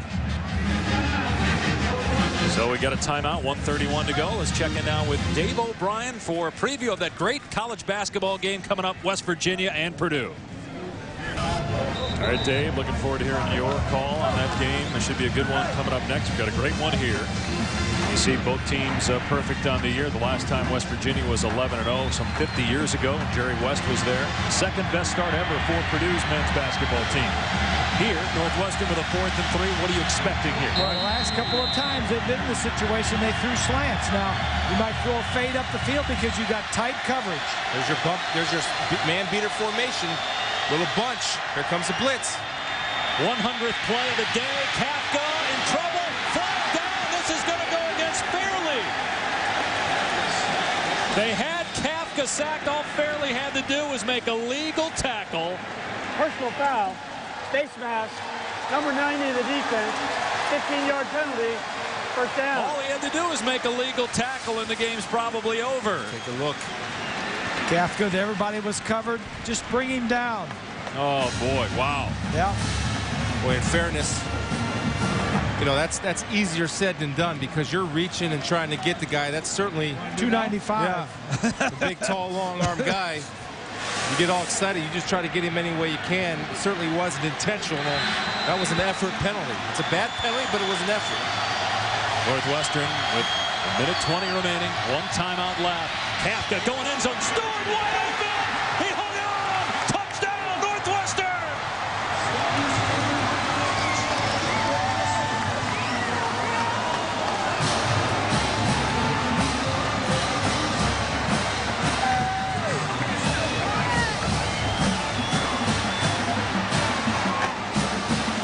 Patty Fitzgerald at the 12-yard line. You make sure everybody knows we're going for 2. Well, they had the extra point blocked on their last score, so they have to go for 2 here. What's the play call, guys? Well, they work on this. They work on these 2-point plays every week. They have 2 or 3 or 4, and they're going to run the best one they've got right here and now. Brewer to the corner. Let him go get a jump ball. Here's the 2-point try. The end around to Brewer. He's going to throw. He's got a man open. Tie game. Brendan Mitchell with a 2-point catch. We're even at 35.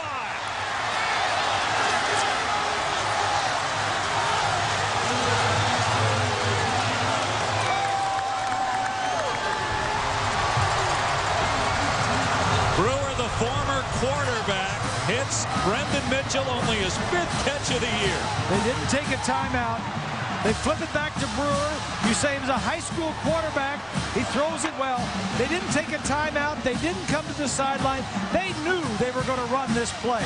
This is their 2-point play, and they're going to run it. And he was wide open. Let's go back to the touchdown pass. How about Mike Kafka bouncing back from 5 interceptions to throw his 4th touchdown pass of the day? Well, here's the bunch coverage right there, and you had Nico Thorpe confused a little bit, taking the underneath guy. Then you had Craig Stevens, a linebacker, leaving him and the safety on an island. There was a broken down piece of that coverage because Stewart can't be that wide open down the middle of the field. What do you think about playing too deep down inside the 15, 10-yard line? Yeah, I do, playing off a little bit. You got to play off a little bit so you avoid that. That's why we circled the bunch route because of that, so that exact scenario doesn't happen. So offensively, I want to occupy the guys up short, the corner, and get somebody in the deep corner of the end zone. That's exactly what they did. Upper right-hand corner of your screen is the score of the West Virginia-Purdue basketball game, which is now underway. Guys, there's a ton of time left for Auburn. 1:15 to go, 2 timeouts. Oh, that's nothing for them. That's average. Meanwhile, Kafka on his 71st pass attempt. Hits Stewart for a touchdown. Here's Devon Washington on the return. And a good one across the 35. Across the 45. And out near midfield, and he fumbled it. Loose ball at the 50-yard line. Northwestern's got it.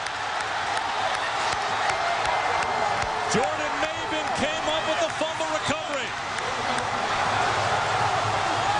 The Northwestern sideline is going crazy. The players jumping up as if they've already won the ball game. Take a look. That comes out. Yeah. That's just extra effort. And again, Devon Washington isn't used to carrying the football. Great strip by David Wabusi, freshman from Houston, Texas. And Maben with a recovery. Let's see if his knee is down before the ball's out. He's fighting, doing everything he can for his team. That ball's out to me before the knee is down, or at least, in my opinion, not enough evidence to overturn it. Now Auburn can challenge it if they want. Also, obviously, you can have a review from the booth. That's bang bang right there, boys. Auburn is challenging the ruling on the field. Each team gets one challenge in college football, but you have to use a timeout there. And if you miss the challenge, you lose the timeout. So you can only stop it one more time. You don't have to do that because it's going to be reviewed anyway. So you didn't have to challenge it. Auburn fumbling on its last 2 plays. Let's take a look and see if you can see if his knee is down. And you see Washington fighting for everything he can for his teammates. Well, Booth's nice job of recognition. Looks like it's out. Strip and again, looking for the knees. Yeah, it looks like it's out. Certainly. Has to be indisputable video evidence to overturn the ruling on the field. That's bang bang. After further review, the ruling on the field is confirmed. Fumble occurred before the runner was down. And here's Northwestern twice today coming back from 14 points down, trying to win a bowl game for the first time in 61 years. The 1949 Rose Bowl, their only bowl win in school history against an Auburn team that's played now in 35 bowl games, and Northwestern has a shot to win it in regulation. And Mike Kafka playing his last game for the Northwestern Wildcats. Markshausen's his last game. Brewer, his last game. And maybe their last drive right here. One timeout left for Northwestern. Auburn loses the timeout on the failed challenge. Low snap. Kafka looking downfield, now throws short. He's got Brewer. And Brewer tackled at the 40. Keep in mind the field goal kicker Stephen Demos has missed a 48-yard field goal today and had an extra point blocked. And it's not, he had a couple of shanks on the punts. He punts and kicks the field goals. Here's Fields to the outside, tripped up. Good play by Thorpe at the 34-yard line. Clock stop with 39 seconds left. On the first down, they'll start the clock on the ready for play.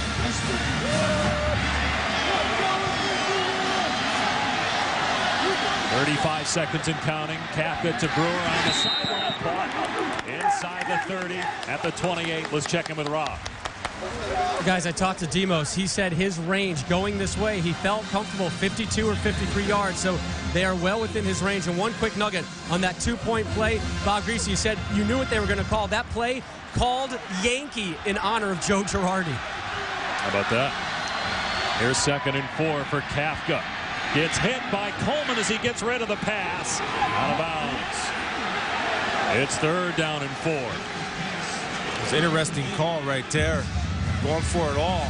And I love the fact that Nico Thorpe still competing out there, playing excellent man coverage on Stewart. But I like the call from Mike McCall, the offensive coordinator of Northwestern. Why not try to go get it all?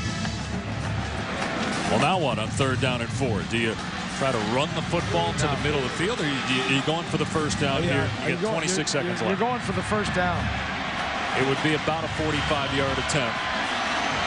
Get the Schmidt or let Kafka on a little play that you scored a touchdown on a quarterback keep. So you would run the ball. Yes.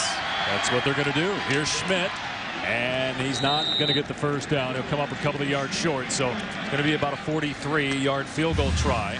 Northwestern will take the clock down. They've got one timeout remaining. So, Bob, you didn't like that? No, I didn't. I mean, I could have. I'm a quarterback. I want to throw the ball. I want to pick up the first down and then keep the drive going. But it's fine. You know, run the play, get it in the middle of the field.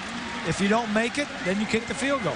Well, my quarterback didn't throw 5 interceptions today, then maybe I might throw it. But again, remember, I don't know how much confidence he has. He's played much better. Yeah. But he's had a couple near misses here, too. Yeah, but he's thrown a bunch of them out of bounds. He's settled down. He's all right now. I agree. How about 74 pass attempts by Mike Kafka as Demos gets ready to try to win the game in regulation for Northwestern. He has missed 6 field goals this year, including a 48-yard try. His long in the season is 49. And it looks like it's going to be a 43-yard field goal, depending on where they spot it. And there's a little bit of wind that he's kicking into. Remember, the last extra point that he kicked was low. That's got to be in his mind. Yes, sir. And it's got to be in the Auburn defensive front mind. Tell me, he kicks him low. Make sure you get your hands up. Demos to win it for Northwestern. Auburn going to use its final timeout, though. Make them think about it a little bit more. What a game we've had on New Year's Day to kick off the 2010 college football season. Rose Bowl game presented by Citi on ABC at 4:30. We've had 70 points scored here, 8 turnovers, over 1,000 yards, and 29 points off of turnovers. Well, that's what if I'm Gene Chizik over there, I got to remind my guys, look, we blocked one. He'll kick it low. Grease made the great point that kickers, that's got to be in his head a little bit, the fact that he just kicked one in the rear end of his offensive line to get it blocked. Now, you got to tell those guys, get that penetration, hands up, and you got a shot. Stephen Demos, a junior from Scottsdale, Arizona, trying to win the game for Northwestern from 44 yards away.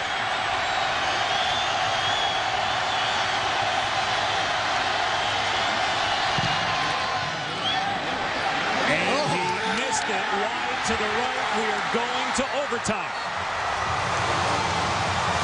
Still climbing that mountain. 2 misses by Demos. You wonder if that'll impact Pat Fitzgerald's decisions in overtime. Meanwhile, an injured player down for Auburn at the 33-yard line. Yeah, I think two guys might have knocked themselves out and ran into each other coming off the corners. Good snap. Good hold. Maybe tried to overkick it a little bit, which sometimes results in the pool. So Demos 0 for 2, misses a 48-yarder wide left and a 44-yarder wide to the right. It was Walter McFadden who was shaken up for Auburn. Meanwhile, as we get ready for overtime, let's check in with Ryan Burr in the studio. All right, Dave, great game there. We're brewing basketball at Purdue now. Undefeated West Virginia, undefeated Purdue, 6-2 very early on. Of course, you can check that out on ESPN360.com. And as soon as we're done with overtime, we'll get you right out to West Lafayette. Dave? Northwestern has been great in close games, Ryan. They're 6-1 in games decided by 7 points or less. And in their history, 8-2 in overtime. A very good record in extra sessions. What a comeback, twice down 14 points in the second half to tie the game. Both teams. Exactly. I mean, both teams have played their hearts out. This is all about the bowl games and to see these kids play. And I want to go back, and maybe it's just me, but don't forget that the touchdown early on was set up by the good field position off the kickoff return off of a penalty that could have been avoided by Ben Tate when he tried to dunk the basketball, knowing that would result in a 15-yard penalty. Then you had the penalty by Farley that kept the drive alive. That was unintentional face mask. He's just trying to make a play for his guys. That was on 4th down. Yeah. And that would have been ball game. Yeah. Let's take a look at our overtime rules. Each team gets a possession. You have the coin toss for who chooses to be an offense or defense first. No game clock, obviously, and if you reach a third overtime, you have to go for 2 after you get a touchdown. And we're saying, does this impact Pat Fitzgerald's decisions in overtime with his kicker Demos struggling? No, I don't think so. Okay. I think this. I was sitting up here watching this game. It speaks volumes for the 2 head coaches, what they've done with their programs. Gene Chizik in his first year at Auburn, getting a staff together and getting the players together. Cody Burns, earlier in the year, he was fighting for the quarterback job and didn't get it, and spoke to the team and said, hey, listen, I don't want this to be a divisive thing. I want this to pull us together. I'm going to play. I got beat out at quarterback. I'm going to go and help the team win. And then on the other side, Pat Fitzgerald, what a great job he has done bringing these guys back. Hey, guys, this is review. That's a heads. That's a tail. It's going to be your choice and your call. Tail. It is tail. You win the toss. Defense. We're going to choose defense, which end of the field is the Northwestern has won the toss and chose to play defense. We will play at that end of the field. Good luck, guys. Here we go. So Northwestern winning the toss, and this way they'll know what they're faced with when they get an opportunity. Chris Todd has played well for Auburn throwing the football. Meanwhile, a couple fumbles by Auburn the last 2 times they've had the ball. Now, when you're playing at home, in a home game, you always want to go to the loudest end of the stadium. Now, I look down here to the right, and it looks like there's more purple down there than there is orange and blue. So it looks like it might be good for Northwestern to be at that end of the thinking. Why did Auburn choose that side of it then? I don't understand. Why did they choose the other side? I don't understand that. Maybe they're counting, I don't know, second overtime. I don't know. What's the odds of a second overtime? Because you look at the other end zone and it's all orange and blue. Well, you know, I would like to see Auburn give Ben Tate the football because he's starting to get a little bit of a momentum going, and he's run good the last 2 times. Plus, he fumbled. He's your senior. Give him the rock and let him make amends for his mistake of fumbling the ball 2 series ago. Yeah. First down at the 25. Start of overtime here in the 2010 Outback Bowl. Todd pulls it down. Looking deep. And well overthrown. Intended for Zachary. Here's Rob Stone. Well, Dave, one reason, guys, that they may have decided to go in this direction, the wind will be at their back. You've seen how many challenges the wind has presented with the kicking game and even the passing game throughout the day. So maybe Auburn trying to take that factor out of the equation. Well, Demos missed the field goal going the other way into the wind a little bit at the end of regulation for Northwestern. Each team gets a timeout here in overtime. 2nd and 10 for the Tigers. Let's see if the audible by Northwestern will counter the audible made by Auburn's offense. And it's a handoff to Tate. He's to the outside. Inside the 15 and reaches the 10-yard line. Good play there by Todd. What was that? A backdoor? Yeah. A little backdoor handoff. And Ryan Pugh got away with a hold on Nate Williams. He kind of horse-collared Nate Williams, the middle linebacker. Ben Tate read the block, cut it to his right. Good positive yardage. First down and goal. Here's Tate again to the 5-yard line. Over on ESPNU, West Virginia and Purdue, and college basketball matchup of 2 top 6 teams. That game will come back over to ESPN once we're done here in Tampa. Keep giving to it. Well, he's coming out of the game, but I would keep giving it to Tate. I mean, he's a powerful guy. They haven't stopped him in the red zone yet. Keep in mind, Burns has thrown 2 interceptions today when he's come in as the Wildcat quarterback.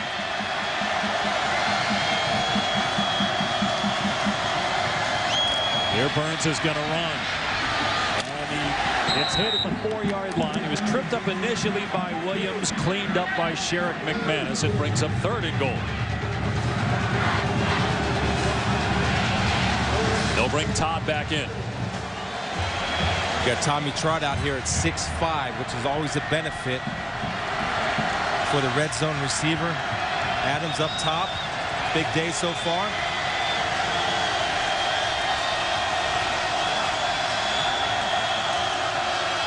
Back to throw.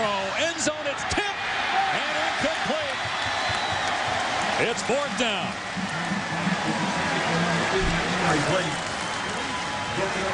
And Auburn will bring on the field goal team. Going for Trot right here to throw the high ball. It was. It just got a little bit too much confusion in there. Quinn Davey got a hand on it. Yeah. Helps being 6'4" linebacker. Something I wouldn't know anything about. Wes Byram on for a short field goal try. 21 yards. Give Auburn the lead. Northwestern will have a possession.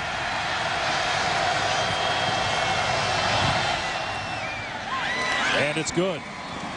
So Auburn leads at 38-35. Let's go back to the studio before Northwestern gets a turn. Here's Ryan Burr. All right, Dave, thanks a lot. Just getting you an update now. West Virginia and Purdue. The game has been moved to ESPNU, so if you want to check that out, it's over on ESPNU. This is Jones for 3.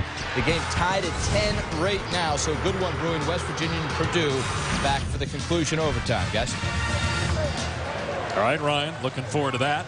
Over on ESPN again once we're done here on ESPNU right now. So Auburn guys by 3, and Pat Fitzgerald has watched his team come back twice in this game from 2 scores down as Kafka really has settled in. So what are you doing now that maybe Kafka's got more confidence? Well, you're doing what you've done in the last 2 or 3 drives, and that is play solid football. Don't try to force anything.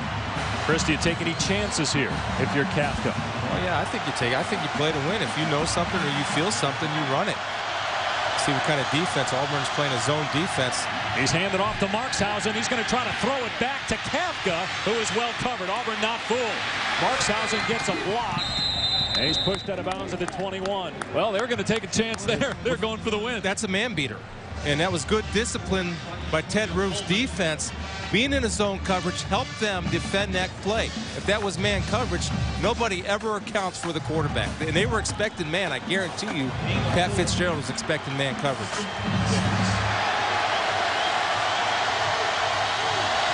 So gain of 4. Good job by Markshausen not to force it. Kafka. Over the middle. Markshausen lost it. It's ruled a fumble. It's loose. Kafka picks it up. It's still live. Now a couple of penalty flags fly in downfield at the spot of the fumble. It was ruled a catch and a fumble, a recovery by Kafka, but again, penalty flags down.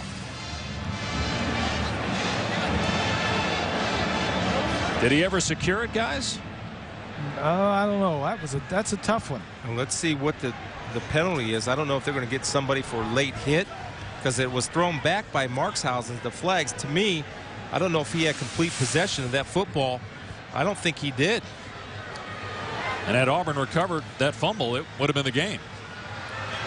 They're first going to figure out the flags, but every play is reviewed, so upstairs the technical advisor already taking a look at this to determine whether it was a catch or not. You see if it's after.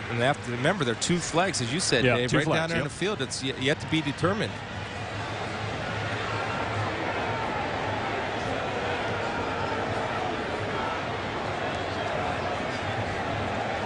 Again, the rule on the field, the ruling on the field initially was a catch and a fumble. Now, one of the officials may have had a better look and said, I think it's incomplete, so they may change the ruling. But again, they got to figure out what the flags are first. 2 flags thrown in the same area by 2 different officials. One came in after the play. Now the flags are being picked up.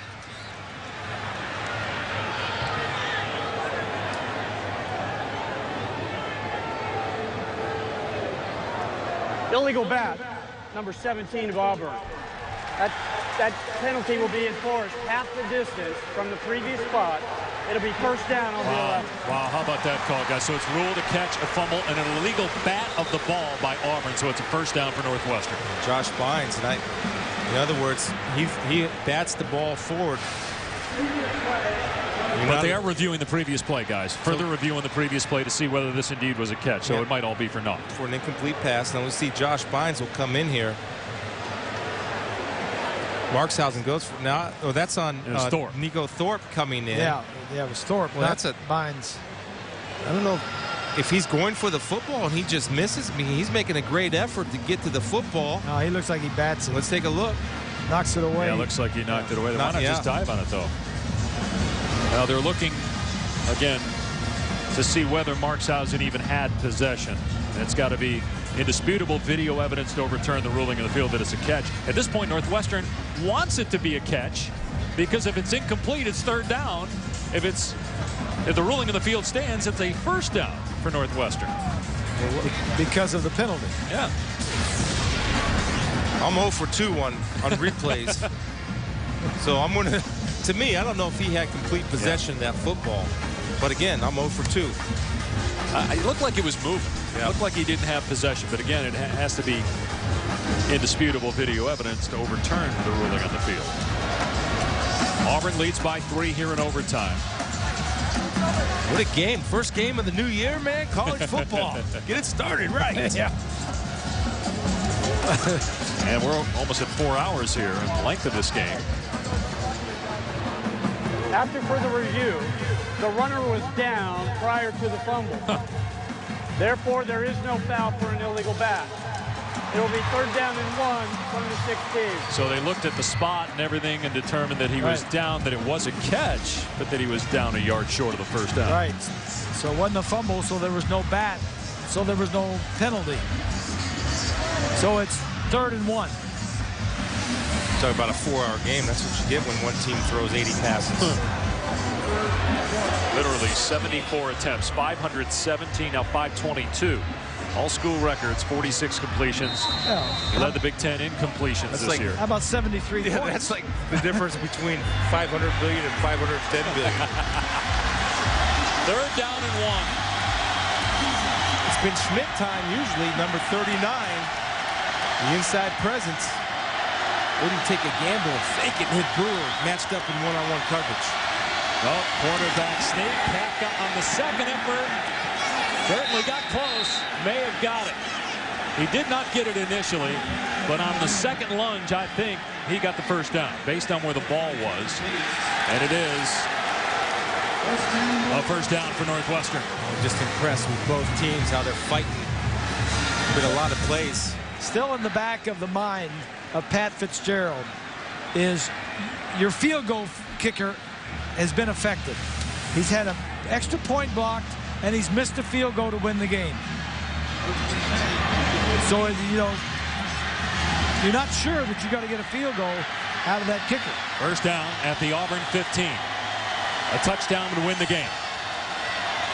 Here comes a blitz. Kafka in trouble, and he can't get rid of it. They run a fumble. Auburn's got it. Tigers win the game. They may spend some more time looking at this to see if A, Kafka was down, or B, his arm was going forward, but the initial ruling is a fumble. Craig Stevens had a hold of Kafka, and an Auburn recovery. Looked like Kafka wanted to get rid of the ball. Ruling on the field is fumble. Previous play is under further review. Well, let's see, first of all, was his knee down? No.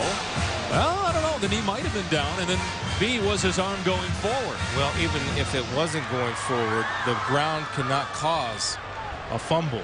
So if the arm was jarred, then he's down. Looks like he's down, right? Look like the elbow's down. That's what I mean. That's the point I'm saying, is that the arm cannot cause a fumble. But his left arm looked down like even before that. Looks like he has possession when he hits the ground. You see his left forearm's down even before the ball hits the ground. So he's down. So that's going to be a sack. Well, again, it's got to be indisputable video evidence to overturn the ruling on the field, which is a fumble. That replay officials had a few tough calls today. But look at the left forearm. He looks down. Yeah. Which would put the ball at about doesn't get much 30-yard line, and it makes Demos kick another long field goal. He's already missed 2 today. Right. That is if they indeed overturn the ruling on the field. It doesn't get much more indisputable than that. I mean, he's down. It looks like he's down. What a way to start 2010.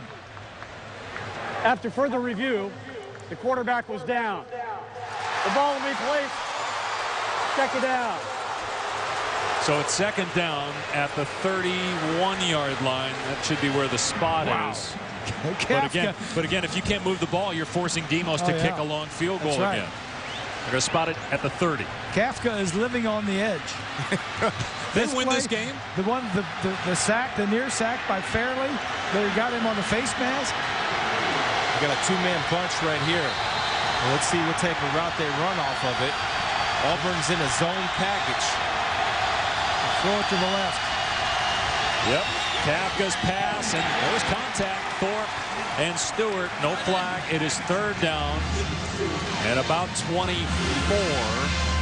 Yeah, now you work to get your field goal kicker the best possible play. So you want to get a little 10-yard gain. I wouldn't even be surprised if they run that little quarterback draw here to get some type of yardage, to at least give him a chance.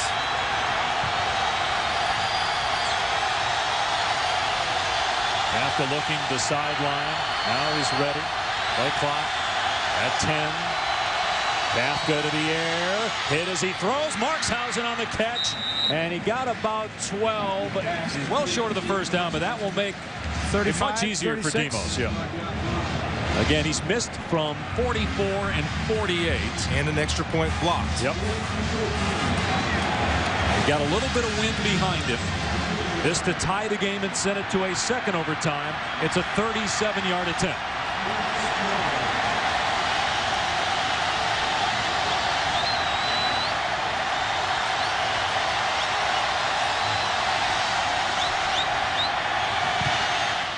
Demos' kick is no good.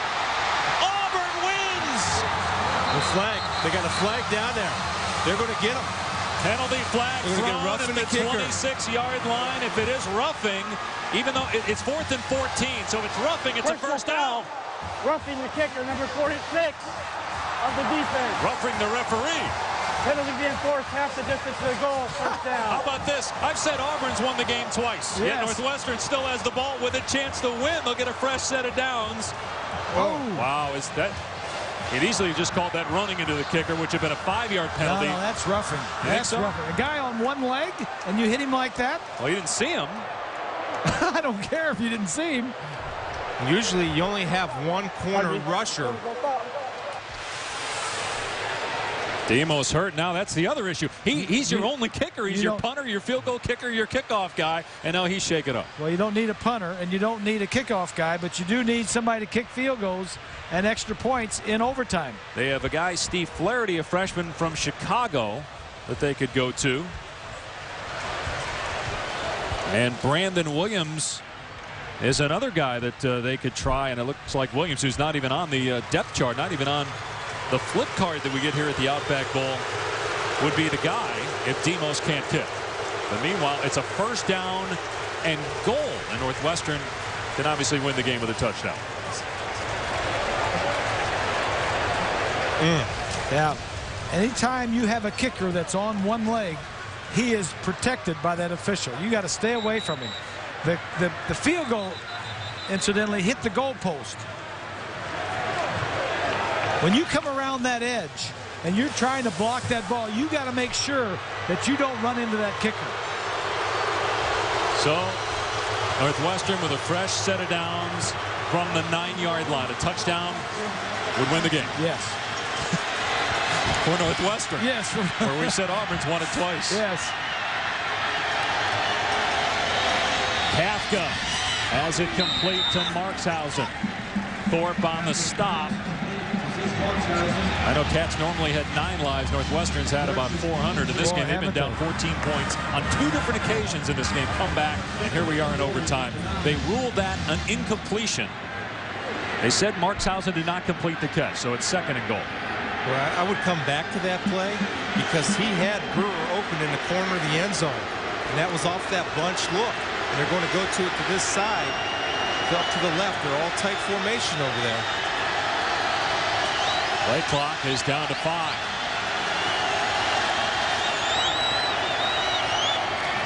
Kafka going to get hit. He gets away from the defender. Kafka tucking and running and knocked out of bounds after a gain of 1 or 2 by Darren Bates. It brings up 3rd down and goal. This is what you have right here. You've got one shot, one play to win the ball game, and then you've got to bring somebody out to try a field goal. Steve Flaherty has been warming up for Northwestern. As you see Demos there in the background, still hobbling. 3rd and goal from the 7.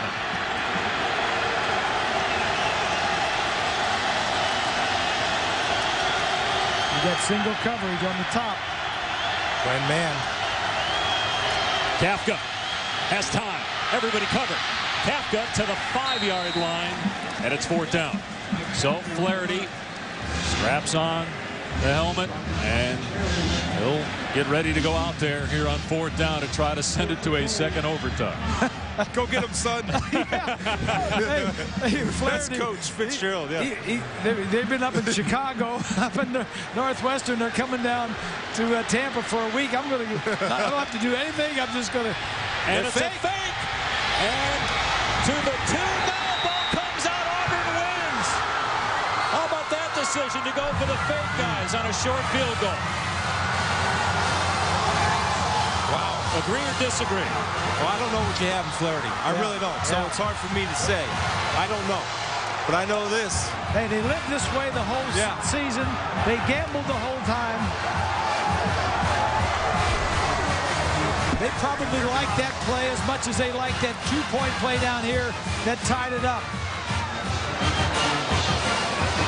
And it would have been about a 22-yard field goal. The direct snap to Dan Persa. No, it wasn't Persa. It was Markshausen, and Auburn was not fooled. Great job by Auburn of running and hustling.